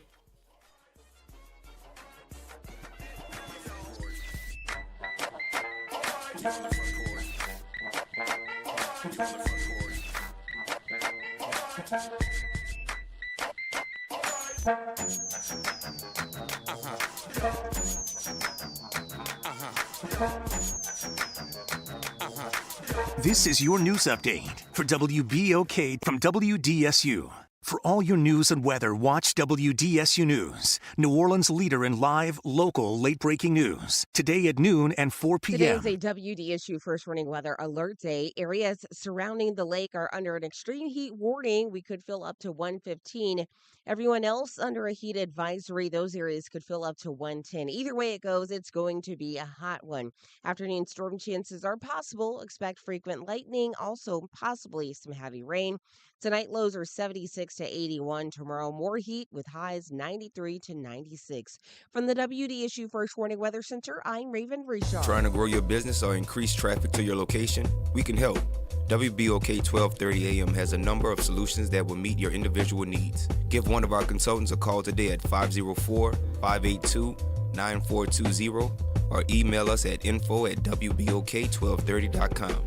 And remember, an investment with WBOK is an investment in our community. Call today. This is The Law in Your Legacy. I'm attorney Pete Hamilton. I'm attorney Ryan Hamilton. Comparing the cost of will, successions, and trust. A will might only be a few $100s, but your family could end up paying more in legal fees. Trust costs more upfront, but saves time, stress, and potentially thousands. Think of it as paying a little now to avoid a big bill later. Smart planning means big savings for your family. This is not legal advice. That's just a tip brought to you by Liberty Bank and Trust. For more information, go to libertybank.net or contact us at 504-915-5016. We are the rhythm of the streets. The flavor in every dish. The story in every song. We are New Orleans Tourism and Cultural Foundation. We help artists build the future of New Orleans. Because when the culture thrives, our people thrive. Every note, every brushstroke, every dish is a door opening new possibilities for those who carry our traditions forward. And when we open that door, the whole city moves forward. For New Orleans Tourism and Cultural Foundation, culture is our open door. Wake up and join us on the Good Morning Show every first and third Friday at 8 a.m. to hear our friends at New Orleans & Company, the official destination sales and marketing organization for New Orleans and a driving force behind our city's cultural economy. Learn more at www.neworleans.com. Ladies and gentlemen, boys and girls, welcome to another open enrollment update. Who do I have on the line today? Hi, you're speaking with Vanessa Scott of BSG of Louisiana. Can you tell us a little bit about what is open enrollment? The open enrollment period is for Medicare members that want to change from one plan to another. Why is open enrollment so important? Because a lot of people missed out on the annual enrollment period. So they need to have a one-on-one review. And if you have questions or concerns about your Medicare plans, what should you do? You just pick up the phone, call 504-621-3687. We even come out to your house. Zero cost to them. Get with BSG of Louisiana for your Medicare review. For church groups, senior communities, or disability organizations, call 504-621-3687. We are an independent insurance agency providing information about Medicare-related insurance plans. We are not connected or endorsed by Medicare or the U.S. government. Did you hear the news? Dr. Clark's 101 The Living Classroom has a new time. Catch us now every Wednesday at noon. Same program, same great conversations. Just a new time. So catch Dr. Clark's 101 The Living Classroom this Wednesday and every Wednesday only on WBOK. What New Orleans is talking about. You're on the Front Porch with WBOK 1230 AM.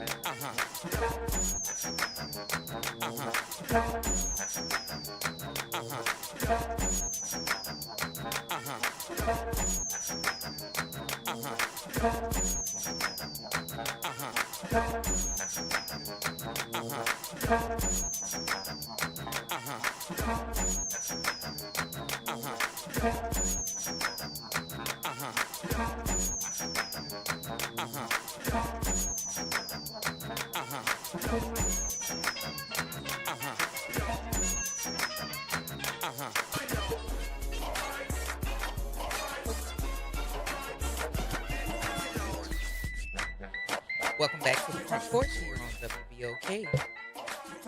What New Orleans is talking about all day long. I'm your host, Kimber White Dupree, and on the other side of the glass is Jared. It is Trivia Tuesday, and we are going to get to it pretty soon. For those of you who have been waiting for the Trivia Tuesday question, but we've had some great guests on this morning. Shout out to Dr. Colby Terry and to DJ Wick for sharing some information with us here on the Front Porch, and of course, Sunday from 5 to 9 at the Blue Crab on the lakefront. There will be some partying going on, and those of you who want to catch the broadcast to the Reizar, you can also catch that on the radio waves on Sunday as well. I'm looking in the comments. Wanda said, the few times I went clubbing, I appreciated the grown and sexy atmosphere of Club Ambrosia and similar clubs. And Anita says, I didn't do much clubbing, but my husband enjoyed going to clubs. I hear that. Listen, I had my time in the club, so much so when I was in Atlanta, we were supposed to go to the Marquette, which is a club that my cousin Shamari and I mean, have closed down. And this go around, he was like, yeah, I'm just gonna stay at home. And I didn't protest because I'm tired too. But when I'm in the mood to be out and about, I definitely get out in the clubs and on the dance floor, if only just for a little while, and to bring me back to my normal senses of being inside. I love being in my house more than y'all will ever really know. Even though I'm always somewhere, I really do enjoy my house a lot. It has all of my things in the places that I need them to be, and the people and the animals who do the things that I like them to do. But yeah, no, we have to go check that out, the Blue Crab. Good times, good times. It is Trivia Tuesday, and of course, you can give us a call at 504-582-9422 once we announce the Trivia Tuesday question, and get ready to call in and get yourself some answers, and we can get some dinging and whatnot going on this Trivia Tuesday. Anyhow, Jared, it's Tuesday. You know what you got to do this week? You don't have it on your list of what you're gonna do this weekend yet? Okay, we're gonna check in on Thursday, and just as a reminder, you all, I will not be here on tomorrow, um, as we are bringing Kimba Jr., as you all have named her, off to school. We are moving her into her dorm on tomorrow, and homegirl asked, "Are we coming back this weekend?" Ma'am, no, no, we are not. This is a choice. I'm glad you made this choice, but no, absolutely not. We're going to be in our homes as you are beginning your transition into the adulthood that you couldn't wait to get to. And you're going to do fine. I think we have prepared you well to go and do wonderful things. And I'm going to miss you, but go be great. For real. Go be great. She is doing the finalization of her packing right now. And of course, it's Tuesday. Those of you who want to see some live music, CJ will be playing at Vaughn's from 10 p.m. to 2 a.m. on tonight. For those of you who want to get some live music, you can most certainly catch us out and about tonight at Vaughn's from 10 p.m. to 2 a.m. How do I keep this schedule? I don't know. But the fact that it is Tuesday and I don't have to teach and I can go actually get a nap, that's how we roll. I just remembered I don't teach today. So look at God. Ain't he good? Ain't he good? I was definitely trying to figure out what I was going to have to do today, but I don't have stuff to do today. Like for real, for real. I can really go home and take a nap. Oh, ain't he good? He's some good. Shout out to all the kids who are getting started on their collegiate journey that is underway already. The students here at Xavier have started their first day of class here. The students at Southern University at New Orleans have descended and onto campus so that they can make their ascension to college graduates. And then also, I wonder, has Tulane gone back yet? I'm not sure. But yeah, it's around that time. It's time for the kids to go back to school. Please give them encouraging words. If you got a little money, send them $20 for lunch. They're going to spend it on nails and hair, but hey, send them $20 once a week for lunch. Might take care of a haircut, might take care of laundry. You never know. Because going to school is expensive, and with all of the different cuts that have been made to financial aid, some people just out here winging it. And I don't mean particularly my kids, but I know for a fact a lot of students are still looking for ways and means for them to take care of their financial costs that exists in order for them to go to college. Of course, there's tuition, there's room and board, For some students who even stay at home, travel is an expense as well. So be prepared to kick in and give a kind word. And also a reminder, if you're seeing them out too much, hey, the goal is to graduate. And I don't know if you're going to achieve that making all of the events without completing assignments. Period. Hard stop. We send you to college to graduate. That's it. That's all. You listen to the Front Porch here on WBOK. It's what New Orleans is talking about all day long.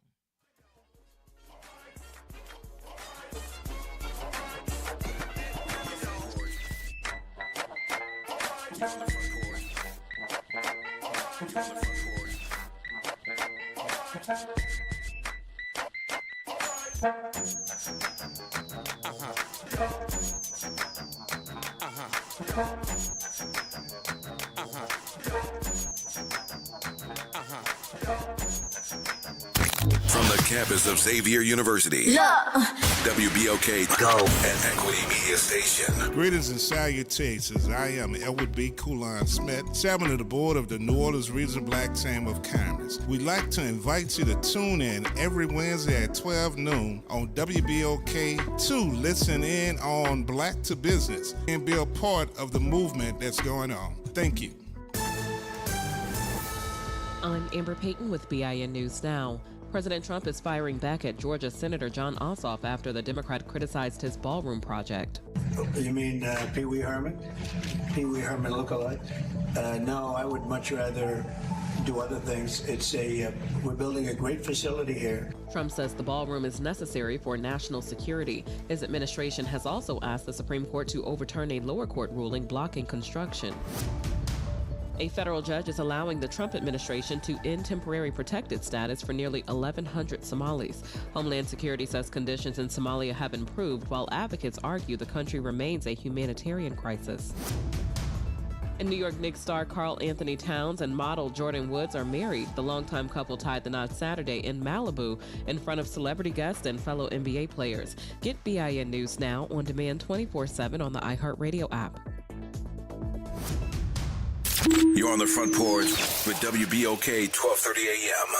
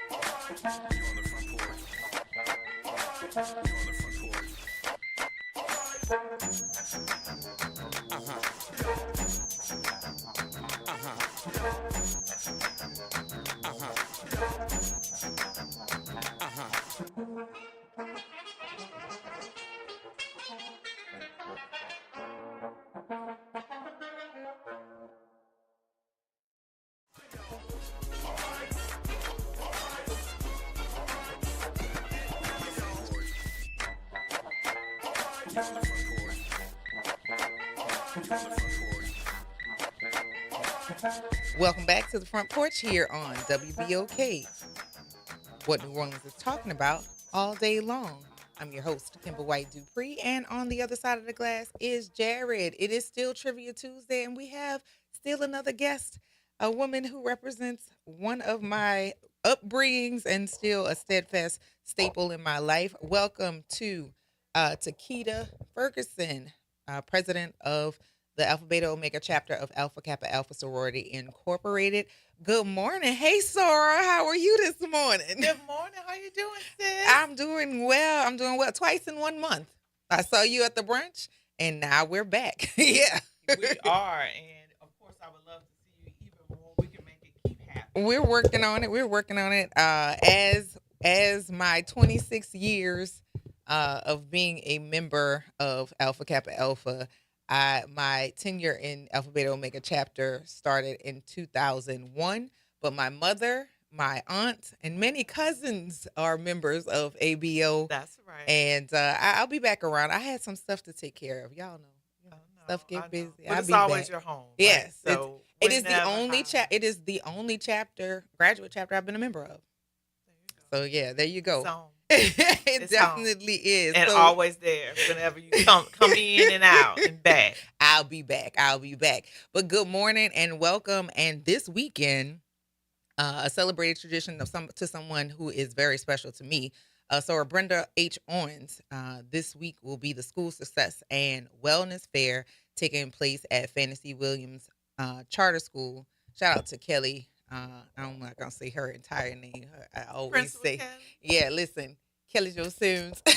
Hey, girl. Hey, a fellow Ron Eagle, but also a dedicated educator who is out doing the work over at Fantasy Williams. But Brenda H. Owens, a lot of people may not be aware of her, but she is still a special member of my family, as she took care of me through both my pregnancies and definitely cheerleaded my entire family through having premature children and just being a good Sora, being a good sister. So this celebration and also the continued recognition of her works through School Success and Wellness Fair this year, y'all got a whole lot of stuff going on. We do. It's going to be a fun time for all. We are inviting families out, with their children. Those that attend Fantasy Williams and the whole surrounding community can definitely come out and enjoy the fun and all the things that we have planned, including free backpacks with some school supplies in it. We're trying to give and support just families and children starting the school year. We know everybody's back, but then, of course, you need sometimes additional things. Things run out in the classroom. So give it another opportunity to provide some additional supplies for them. And in the fun side, so come and get the backpack with supplies, but we're going to have bounce houses. We're going to have a hula hoop contest. There'll be a number of things along with some educational pieces and some availability to also do some health screenings for children and some of their parents and family members as well. That is lovely to hear, as one of our statements here on the Front Porch is go see about yourself. And the go see about yourself in so many different ways is important, even more so now than before. Funding has been cut on a lot of areas and some resources that organizations that provide resources, their funding has also been cut as a result. But for kids, for parents who are needing not just support for them to enter schools with supplies, you have a wellness zone that includes family exercise, free dental screenings, and free vision screenings. Now, how did that conversation of providing some medical support to support families, how did that come into the conversation? Well, of course, thinking about the fact that we have it, Dr. Brenda H. On, she was a part of our chapter, but just our tenets in terms of organization and service, right? So, you hear us talk about AKA Alpha Kappa Alpha, service to all mankind. So going back to that, trying to make sure that we're in communities and we're doing things. Part of our national initiatives, we're championing just a broader impacts across our community. And one of those are thinking about health awareness and well-being. So we've always had some either, wellness component or some health components. And even under the new international president, We have a health and wellness and well-being target. We also have education, support and advocacy, and also we think of AKA Family Matters is another one. So under all of that, wrapping that all into community service and being able to reach out into the community. And we as Alpha Beta Omega believe in partnerships in our community, and we wanted to strengthen partnerships. So of course, if there are any additional organizations that want to partner with us to help level up their event, to help have a broader reach, we're here for it, and we definitely want to do that. With the partnerships that we are doing this year with this event, includes Louisiana Healthcare Connection, DePaul Community Health Centers as well, and then our foundation. We, as our chapter is there, we also have our GNO ABO Foundation to help us also have bigger and broader impacts in our community. So those partnerships, partnering with healthcare organizations, bringing those services back, letting people know what they have access to, even if they're uninsured, being able to access services, to being able to get them more insurance or be able to get them in to be able to be seen by a provider. That includes children and their parents or their sisters, whoever needs some additional assistance. They can see some of these facilities and get the help that they need. I love every bit of that. Now, I did slide past our typical protocols here on the front porch, and that is to ask you, where you from, who your people are, and whatnot, because that's one of the things that we ask. Where you go to school, and you've been on front porches before, but on this porch, the typical protocol goes about. Tell us a bit about yourself. Okay. That's good. Of course, time on the front porch with the grandparents, with my grandma, with all the things in large families. I don't know if you can tell by my accent that I'm not originally from the New Orleans area. I am a transplant, but here because of family and with family. I'm originally from Arkansas. All right. So I am a Southern girl and been a Southern girl. I came here for school in 1991. So I've been a part of the community. You over 30 years, right? You a right. cousin. I left and came back. Even the city gets a hold on you, right? I met my husband here in school in undergraduate. We moved away, but we came back here with our children. My husband's family is from here. My mother-in-law went to Dillard. We went to Tulane, but my mother-in-law, she graduated from Dillard. She's also one of our sisters as well in Alpha Kappa Alpha. But yes, so of course, front porch, been there, all about it, and love the city, love the culture. We are here. My brother-in-laws are here. I have first cousin. It's been great to come back and to be around family and to grow up in with them. My mother-in-law is one of 8, so we have family things all the time from here, Chalmette to the North Shore, but West Bank. I live on the West Bank, the best bank.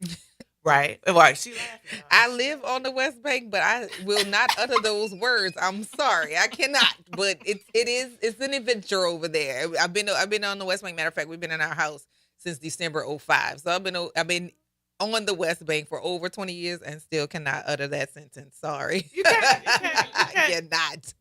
I cannot. But I'm glad to know that you have made New Orleans your home. And yes, there's something about New Orleans that loves on you, and most people very seldomly try to escape it. And the ones who do, we look at them funny, like, are you okay? Are you okay? We recently had our scholarship brunch that was held, what was it, 2 weeks ago now? Has it been? It was on August 8th. On August 8th, and it provides scholarships and it supports, of course, community and people who are making strides and efforts in education and in other ways as well. And this is one of the targets or one of the programs that has been a long-standing opportunity for community to get involved and have a good time. But that's not the only thing that happens within the Alpha Beta Omega chapter of Alpha Kappa Alpha Sorority Incorporated. And I'm saying this because a lot of information goes out about what we do as organizations, and most people don't know the work because we don't put that stuff on social media. However, community and service to all mankind means just that, and meeting the needs of people who look like us, but just in general, humans, to provide them opportunities to get resources and also information to better their quality of life. Can you share more information about what it is that Alpha Beta Omega is doing here in the city and the world around? Because we're not just stuck doing service here. We do so much more. Definitely, definitely. And Alpha Beta Omega, I have to, of course, put our plug in. We are 99 years old. We are on our road. Whoop, whoop. Right? We're on the road to 100, our centennial celebration. We will turn 100 years old next July.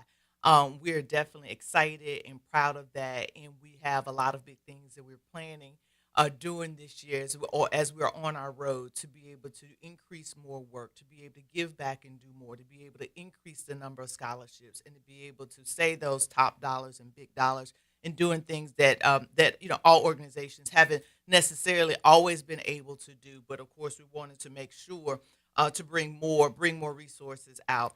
We this past year, for the last 4 years, we have been doing what we call our CHIP program. So that was basically providing additional snacks for children when they go home every weekend. So we would give them bags of additional food so they can take home. Sometimes we'd be able to give them a little bit more than just for themselves so they could share with a sibling.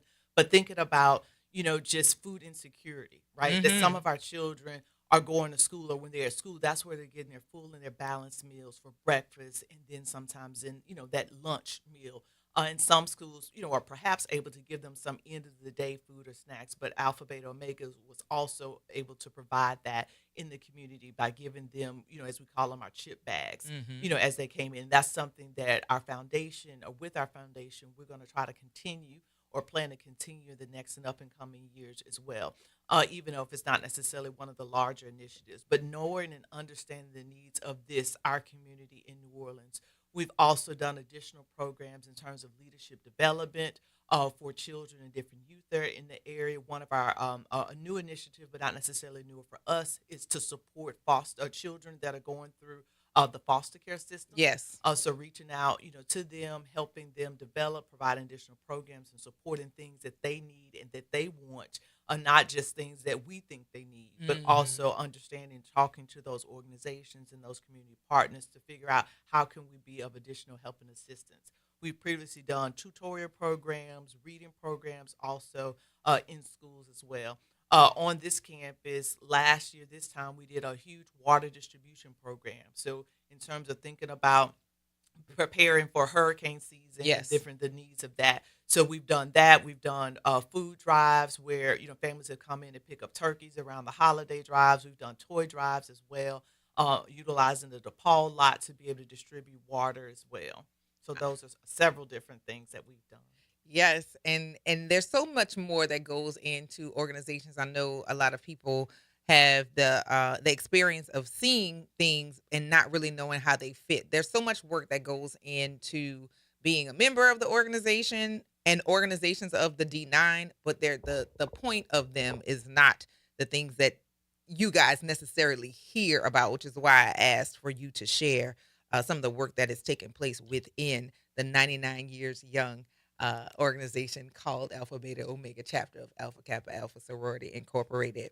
Now, Dr. Takeda Ferguson, you operate with many hats, not just being the president of the chapter, you're also in education as well. How does this all tie in together on your service, not just for the organization? Because when we say service to all mankind, it doesn't mean just through the arm of the organization. We have personal stakes as well. So how does that tie in for you?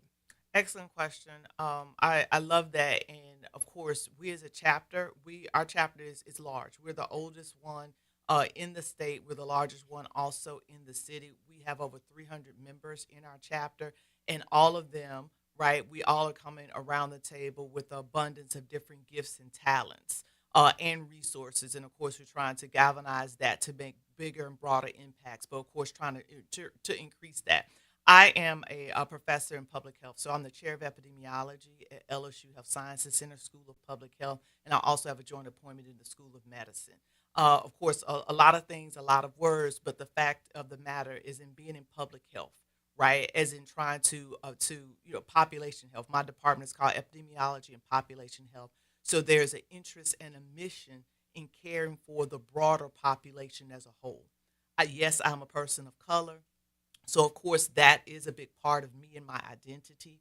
We know that the D9 organizations, we're here and have been there supporting the African American communities, but we're about the full community and those that are in need overall. So we are here to be able to support that.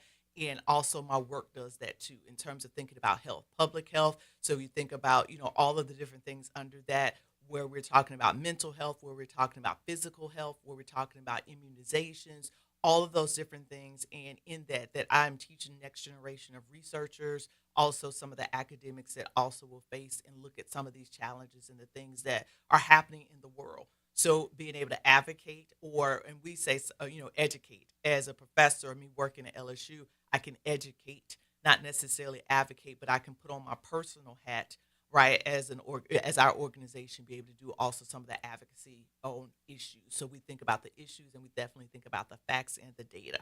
As an epidemiologist, everybody, I gotta, of course, put the plug in, think about data. We love data. We love numbers. So when you think about epidemiology, people oftentimes be like, what is that? You study skin? They think epidermis. I'm like, good try. That's good. That's good. Yes. Epidermis, right? We bringing those skills back and what we remember from school. But I said, think of epidemics. So I'm really about looking at the data, the number, the trends. We help identify different statistics. 1 in 3 will develop X disease or cancer, those different things. So there are a lot of things that we know. But now we, of course, have a large focus thinking about how can we intervene, right? How can we help people live longer and better? Yes, which is extremely important because a lot of people don't know where to start. And honestly, this is following up with our theme, it seems, for the day. We had a dentist come on earlier, Dr. Terry, to talk about how some people would have mouth cancer and just going to the dentist help you find that out. I know it's scary to hear about diagnoses. However, it's scarier to know that if we had an opportunity and didn't capitalize on it, of having to watch somebody suffer. So yes, thank you for sharing what it is you do in conjunction with being the president of the ABO chapter, and also what you're doing in bringing and make sure it takes place in this city. It's obvious our city is majority Black, and right now in high need, in very high need. And so I'm glad to be able to share the platform with you and with other organizations so that we can get information to people in our general community, because everybody's being impacted at this particular time. And if we can't find a way for a few to move forward, that's going to be the weight of everybody else trying to go forward, carrying and dragging weight. And we want to eliminate that as much as possible. So before we get out of here, a couple of things I want you to share with our listening audience. One, for the mission that you all have to serve the community, if there's a link for people to donate, where's that? And then 2, where can people follow to see what upcoming events are happening so that the participation is there and the people who need it can know where to go to be serviced? Awesome. Great questions in terms of the links to be able to donate. Yeah. We need to put that up on our website. Once you tell me, I'm going to click it and put it in the chat. We're going to put it in the chat. So that's good. The other is, think about our website in general, is alphabetaomega.org is our website. So if you search that, the word alphabetaomega.org, you will be able to find it on our website and be able to donate there. And then you can also see our GNO-ABO website as well. And there are donations that you can make through that. But you can also definitely email me at president@alphabetaomega.org for any additional information, or to send me a flyer if you're having a community event. That is also an easy way to connect, and I can bring it to the chapter. There you go. I'm putting those links into the chat. The Alpha Beta Omega chapter is already in the chat for donations there, and I'm pulling up the GNO ABO link for you all to be able to access. So if you want to provide some water or donations for the schools that they are providing services for the kids who have food insecurity, here's your opportunity to do so. Y'all know how we do on here, Front Porch. When we know the babies need something, we dig in our pockets and send them on.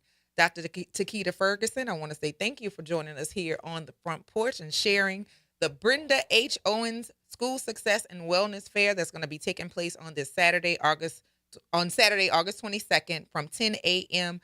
to 1 p.m. located at Fantasy Williams Charter School, 11755 Dwyer Road in New Orleans East. It's on Bullard, y'all. It's not far to find. It's not hard to find. It's easy to get to. And they'll have school supplies, also a wellness zone for you all. It's open and free to the public and for the community. I want to thank you for joining us, and you have an open invitation to come on back and let us know what other things are progressing as the year goes along. And I look forward to seeing you more than twice a month. Excellent. Thank you so much for having me. This was awesome, and I'll definitely be back. Absolutely. Y'all, you listen to the Front Porch here on WBOK. It's what New Orleans is talking about all day long.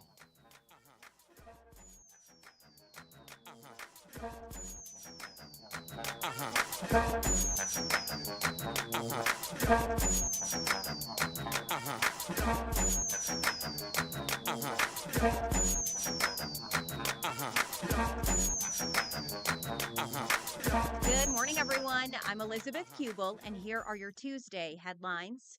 Different lights, same responsibility. This morning, Louisiana's law requiring drivers to move over now goes beyond just police and ambulances. The expanded move over law now requires drivers to move over for disabled vehicles displaying hazard lights, flashing lights, or another emergency warning device. The law continues to require drivers to yield the right-of-way to emergency vehicles using their audible or visual warning signals. A heads up for those on the West Bank, crews with the Sewage and Water Board will be working on a water main on General de Gaulle at Indiana Street today, which means that you may see lower than normal water pressure. The work will take place between 9 a.m. and 11 a.m. And then when water is restored, just run your faucets for 5 minutes to flush out the lines before going back to regular use. Some unwelcome news for Saints fans this morning. First-round pick Jordan Tyson is set to miss around 2 months due to a hamstring injury that he suffered last week. The Saints drafted Tyson despite his long injury history in college, and this is now his 4th hamstring issue in less than a year. It is a big blow to a Saints offense that was hoping to pair Tyson with Chris Olave to give quarterback Tyler Shuck a pair of dangerous receiving threats in his first full season as a starter. And that is a look for you at your Tuesday morning headlines. Late nights are made for chilling, and you can do just that every Sunday night at 10 p.m. as DJ Wick brings you The Love Zone. It's the perfect way to top off your weekend with your favorite old and new school ballads. So sit back, relax, and let DJ Wick take you to the Love Zone on WBOK and on the World Wide Web at WBOK1230.com. New Orleans is built to host, and at the New Orleans Ernest and Memorial Convention Center, it is where big ideas, major events, and careers come together under one roof. As the 6th largest convention center in the country with a team recognized as a national top workplace, we are proud to power the events that keep our city moving forward. Our staff of more than 450 brings nearly 3,900 years of combined experience, an average of almost 9 years each. If you're looking for a robust benefits package, career stability, and opportunity, visit mccno.com to explore open positions today. Climate Hope NOLA presents this month's climate keyword, adaptation. Climate adaptation means preparing our communities for stronger storms, hotter days, flooding, and rising water. That means planting trees, restoring wetlands, protecting homes, and helping families recover stronger after disasters. In New Orleans, resilience is part of who we are and how we survive. Learn more, stay informed, and take action with Climate Hope NOLA. Visit Team Hope NOLA on Instagram to learn more. This is The Law and Your Legacy. I'm attorney Pete Hamilton. I'm attorney Ryan Hamilton. Losing a loved one is tough enough. Do you really want your family dealing with court battles and paperwork on top of it? Whether you choose a will or a trust, think ahead. Take care of your family. Let them focus on healing instead of headaches. This is not legal advice. That's just a tip brought to you by Liberty Bank and Trust. For more information, go to libertybank.net or contact us at 504-915-5016. The New Orleans Jazz and Heritage Foundation is the nonprofit organization that owns the New Orleans Jazz and Heritage Festival presented by Shell. With the funds generated from Jazz Fest, the foundation invests in Louisiana communities through economic development, cultural enrichment, and free educational programs. To learn more about the New Orleans Jazz and Heritage Foundation, please visit us at www.jazzandheritage.org. Making a difference in the community. WBOK 1230 AM. You're on the Front Porch with WBOK 1230 AM.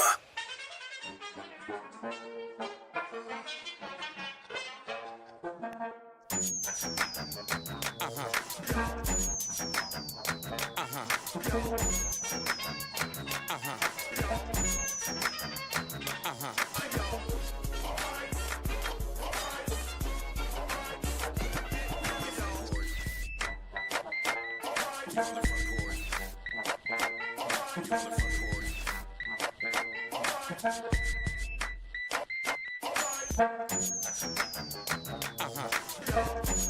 back to the Front Porch here on WBOK.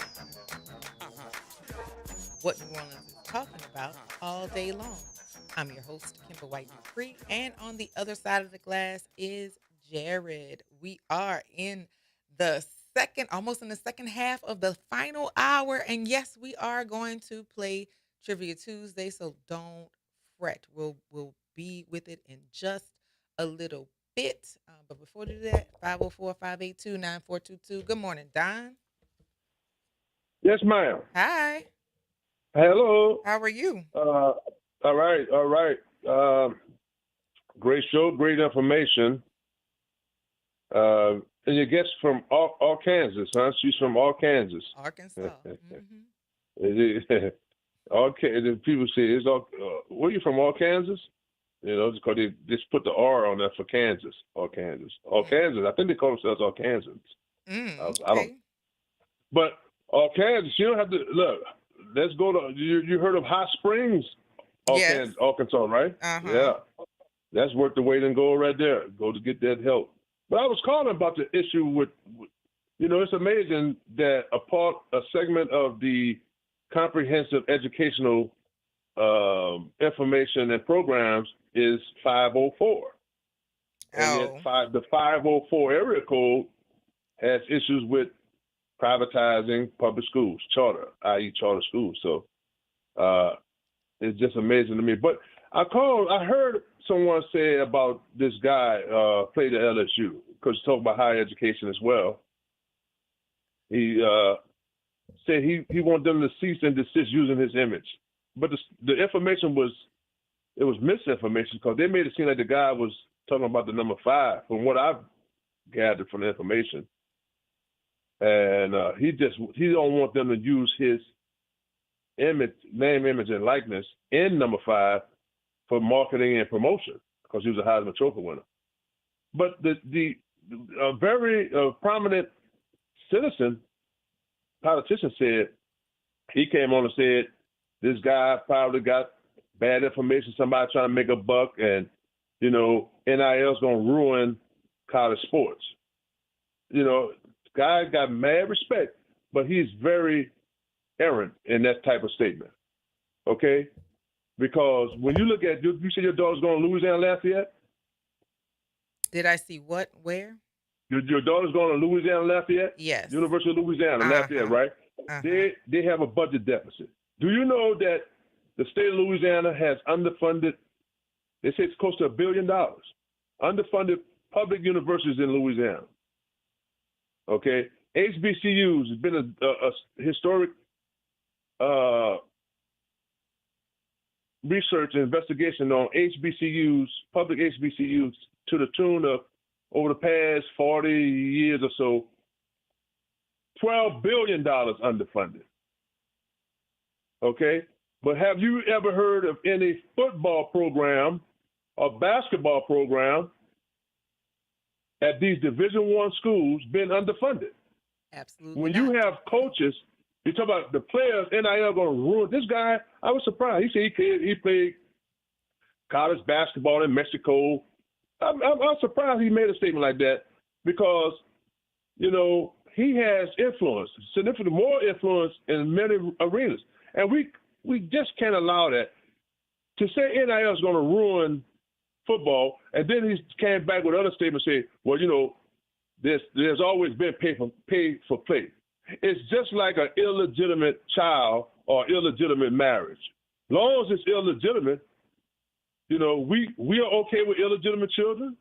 No. So why aren't we okay with illegitimate children? Wait a minute, Don. What I'm saying is illegitimate relationships, illegitimate scenarios. We shouldn't allow. Everyone should have the right, as you say, the IEPs and the 504. All students have the right to high quality education and access to it. It's not because a person is able to monetize their name, image, and likeness is going to ruin football.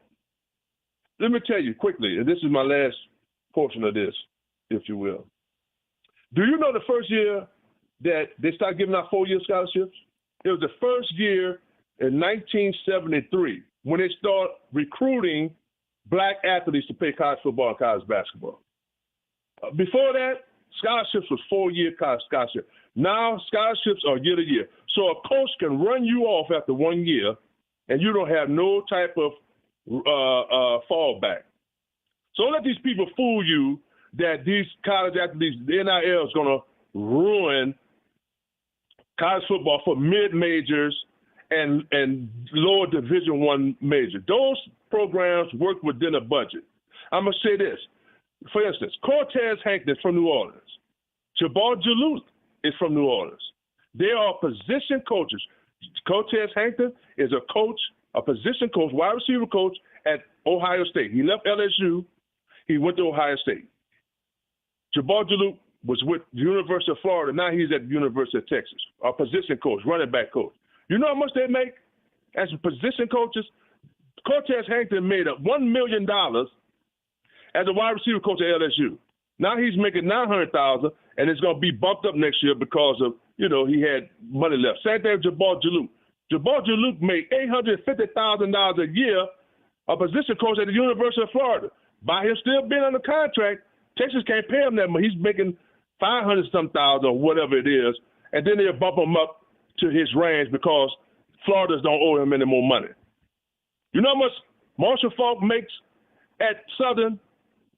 Very handsome, $400,000 as a head coach. So how has paying these coaches multi-millions of dollars hasn't ruined college football for mid-levels and low-levels, but when the players start getting something, it's going to ruin college football for the mid-level and low-level.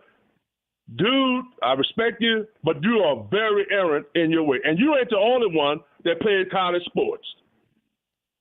Yeah, you're right. All right. Well, thank you for that, Don. We're about to get to Trivia Tuesday. You have a good one, okay? Thank you very much for your patience. All right. Have a good one. Later. And I think it is time, before we lose any more time, to get on our day, which is Trivia Tuesday. And here we go.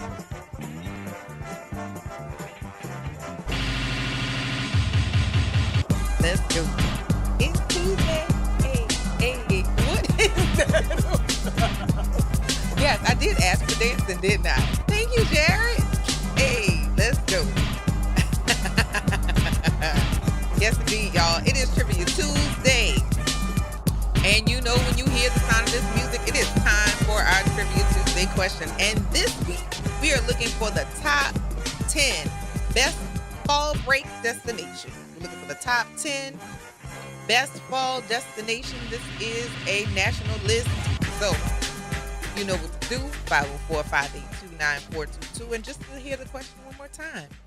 On this Trivia Tuesday, we are looking for the top 10 best fall break destination. And the number here is 504-582-9422. My goodness, it is Tuesday. I don't teach today. I'm so excited. Y'all have no idea because I was already ready to navigate the zip on my on today, and I don't have to go a place. I do not have to go anywhere. 504-582-9422. Hey, Cam. Hello. Good morning again. Good morning. Fall destinations. Best place for a fall destination. Is that the top 10? Yes. I'm biased on this one, but I'm going to say it anyway, and I might get buzzed, and I might be wrong because it may not be on the list. But I'm going to say Chicago. Chicago is the number 6 answer. Yes, you got it. And I agree. Hubby and I are on our way to Chicago for our anniversary to go to the Obama Library. Oh, I love that. I am kidnapping Kamara. I'm going to kidnap him and put him on a train. Yes. Because I got to look at all the additional routes. And yes, Chicago is definitely going to be one of our destinations. We're headed there in November, and I am so excited. Yes. I mean, it's not that I haven't been there before. I've been there a bunch of times before, but we're going specifically for our anniversary, and we're going specifically. We already have our tickets to the Obama Library on the day of our anniversary, so I'm ready to go. Oh, I love that. Happy early anniversary. And yes, I can't wait to hear more of it. I told him when I got back home, because he wanted to know how was it. Like, was it slow? I was like, that would be a great trip. It was perfect. It was perfect. Great fall trip on the train. Yes, I love it. And get you some tickets for the library too. Yes, definitely gonna do that. Thank you for that, Cam. All right, bye-bye. Talk to you later. Hello, Pam. Hey, baby. Hey. I'm gonna go with Florida. Specifically? Miami. Miami. Do we have Miami, Florida on the list? Didn't make the list, but you're not all the way wrong. So stay with it, okay? Okay, baby. Thank all you. right. Talk to you Bye-bye. later. Hello, Elwin. I'm gonna say Florida too, but I'm gonna say what's the city? We went to. I can't think of the city we went to. Well, if you can't remember, I don't know. Let me see. Gee, I might have to call you back on that one. Sounds good to me. I'm gonna say Texas. Where? Right now. Houston. Is Houston on the list? Didn't make the list. There you go. Okay. All right. Call back. Call us back. All righty. All right. So the question today is, what are the top 10 best fall break destinations? Top 10 best fall break destinations. The number here is 504-582-9422. Big Girl Mackie, what's going on? Kimba. What's poppin'? I ain't making no noise. How you been? I'm doing good. Good to hear from you. What you been eating lately? Because I know you've been keeping up with that routine. What's poppin'? Oh, Kim, I've been fasting, so I'm lucky if I get one meal in a day. Okay. Yeah. Well, you keeping it up, because this is what, 4 or 5 years? Yeah, I'm finally breaking through. I love it. Well, what you got? What you got for us? All right. Other than we're gonna be racing up to UL tomorrow morning. My God, 5 a.m. we're leaving. Oh, I won't. Well, you'll beat us there then. Yeah, we won't leave until 8. Yeah. Okay. But I'm gonna say the Hamptons. The Hamptons as a fall destination, fall break destination. The Hamptons. I like that answer, actually. Yeah, honorable mention. I like that idea. I'll take that. Sounds good.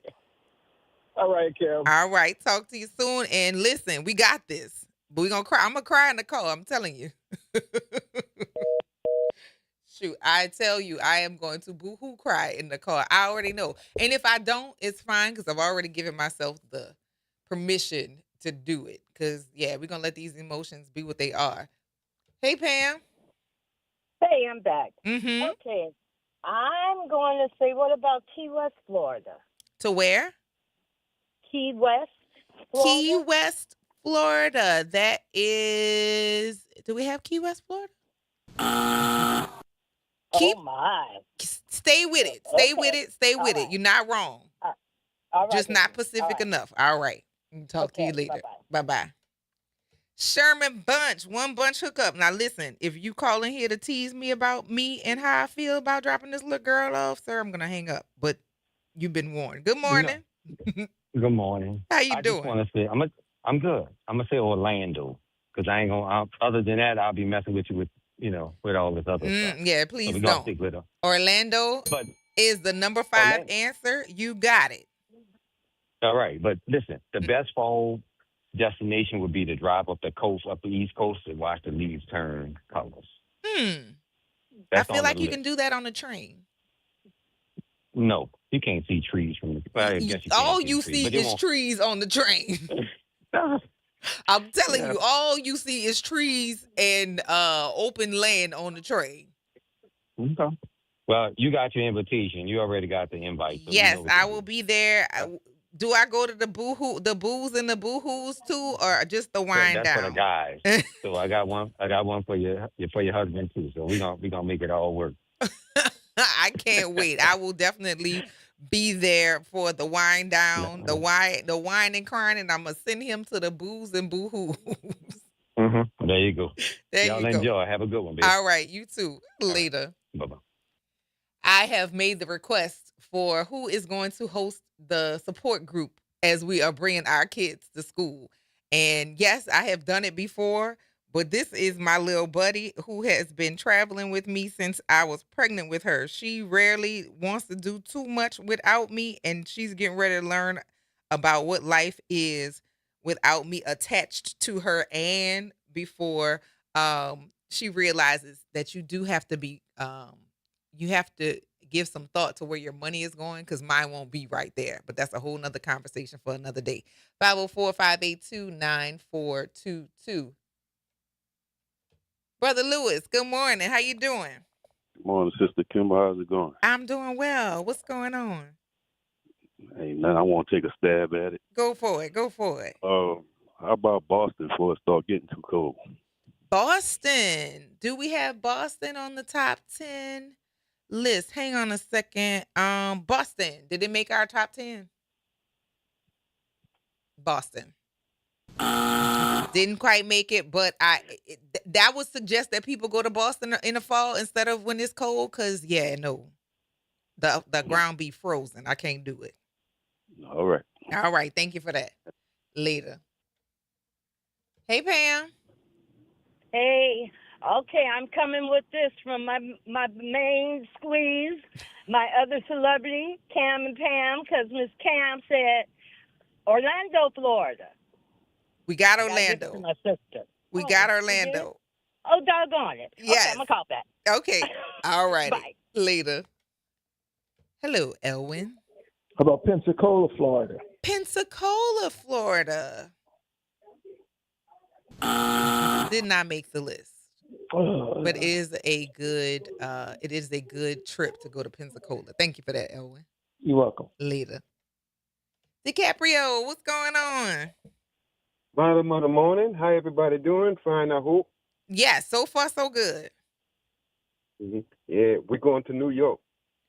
New York. You got the number one answer. Ooh, yeah. Well, there you go. You got Frank it. Sinatra, New York in the autumn. Yes. You know what I'm saying? Yes. Christmas, baby girl. You got the number one answer. Thank you for that. All right, y'all. Thank you, darling. All right. Have a good one. Well, Byrne, what's going on? How you doing? Yeah, morning. I don't have actually state country.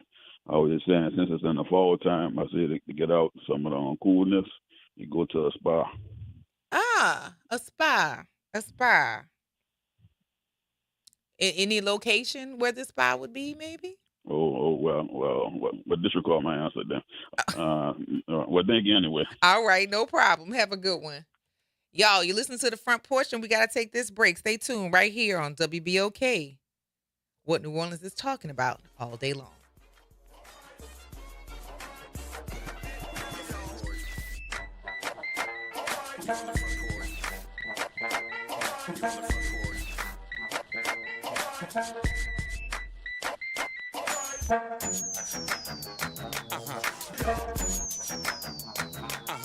This is your news update for WBOK from WDSU. For all your news and weather, watch WDSU News, New Orleans' leader in live, local, late-breaking news. Today at noon and 4 p.m. Today is a WDSU first warning weather alert day. Areas surrounding the lake are under an extreme heat warning. We could feel up to 115.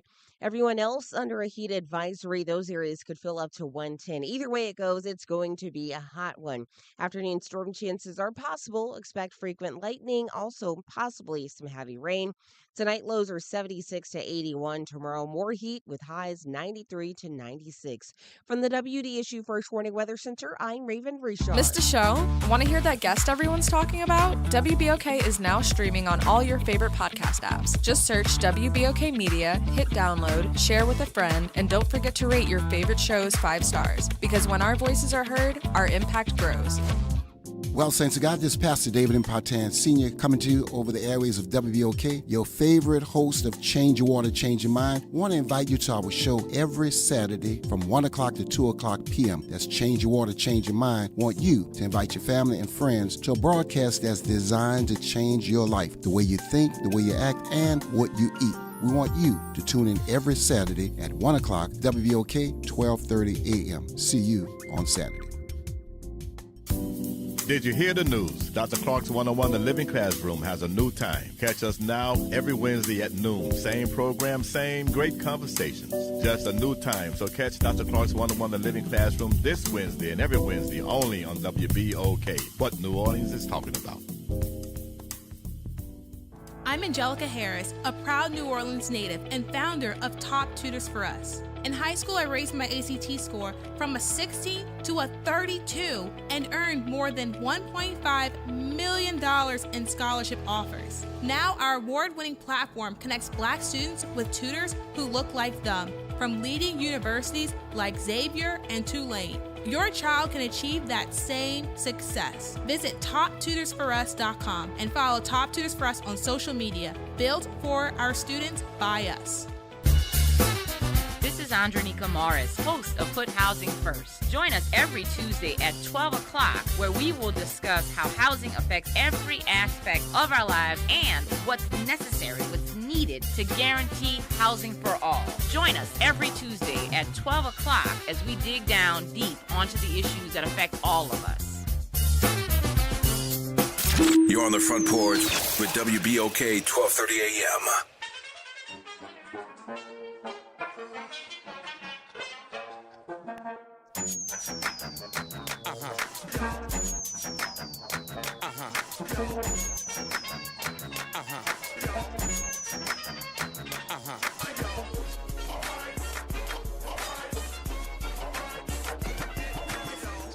Welcome back to the Front Porch here on WBOK. What New Orleans is talking about all day long.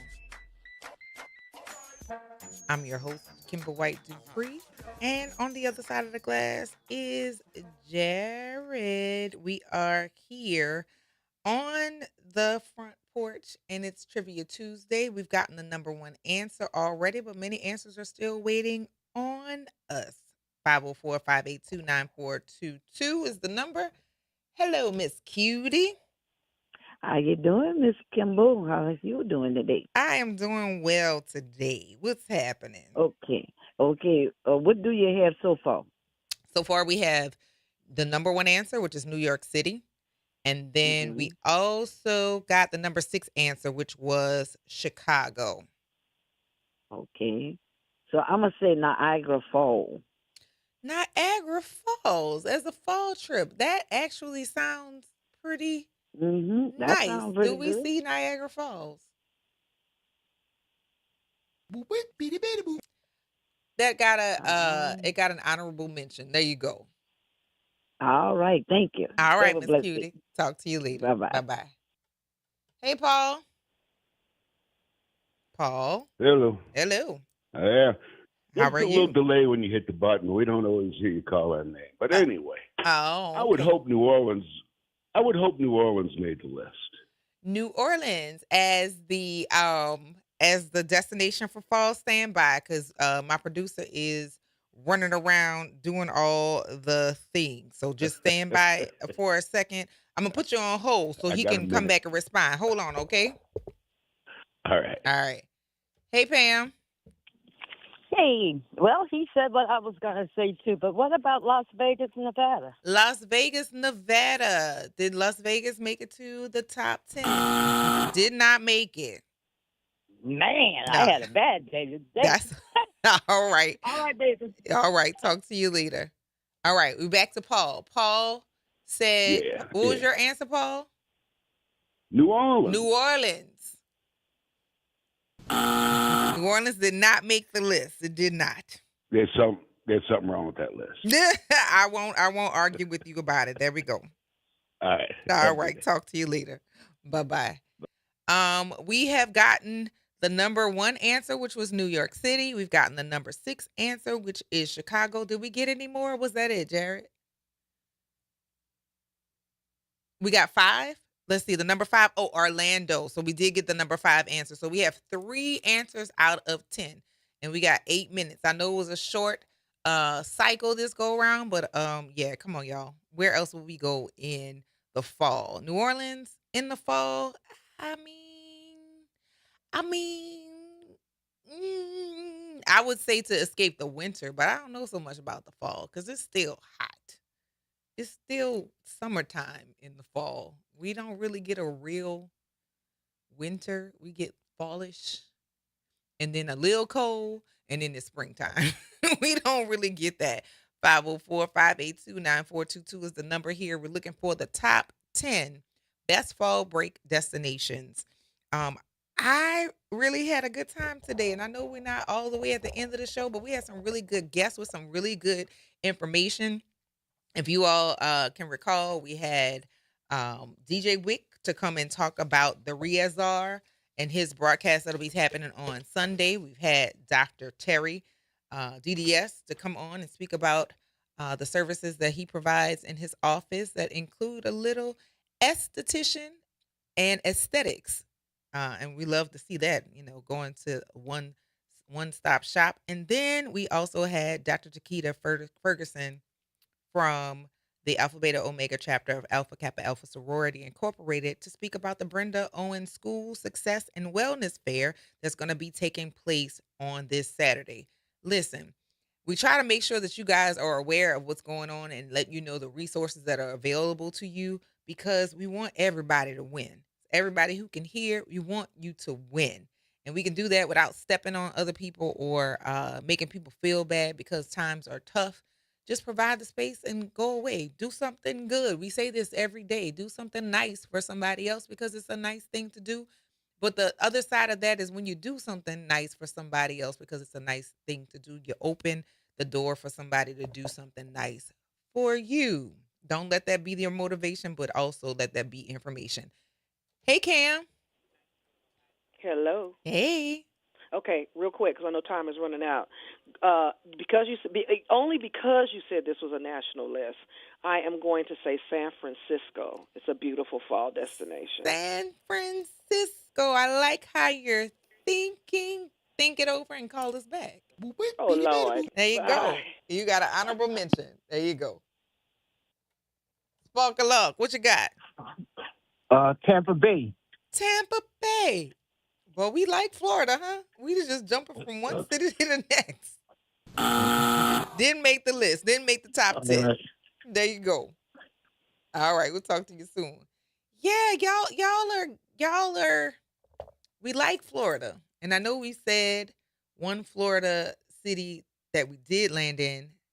I'm not gonna give you where else, but you're not wrong on Florida. 504-582-9422. Hey, Cam. Los Angeles. Los Angeles. I would prefer my other. Call us back. Call us back with it. Oh, Lord, bye. All right, later. Hey, Paul. All right, see if we made this list. Traverse City, Michigan. It's a little cooler in the fall. Where? Traverse City. I have never heard of this place, Paul. Did you make that up? Destination. Yeah, I just made it up. Yeah. Lord have mercy. All right, we'll talk to you later. Bye. What? I mean, we're just making up cities. 504-582-9422. Hey, Cam. San Diego.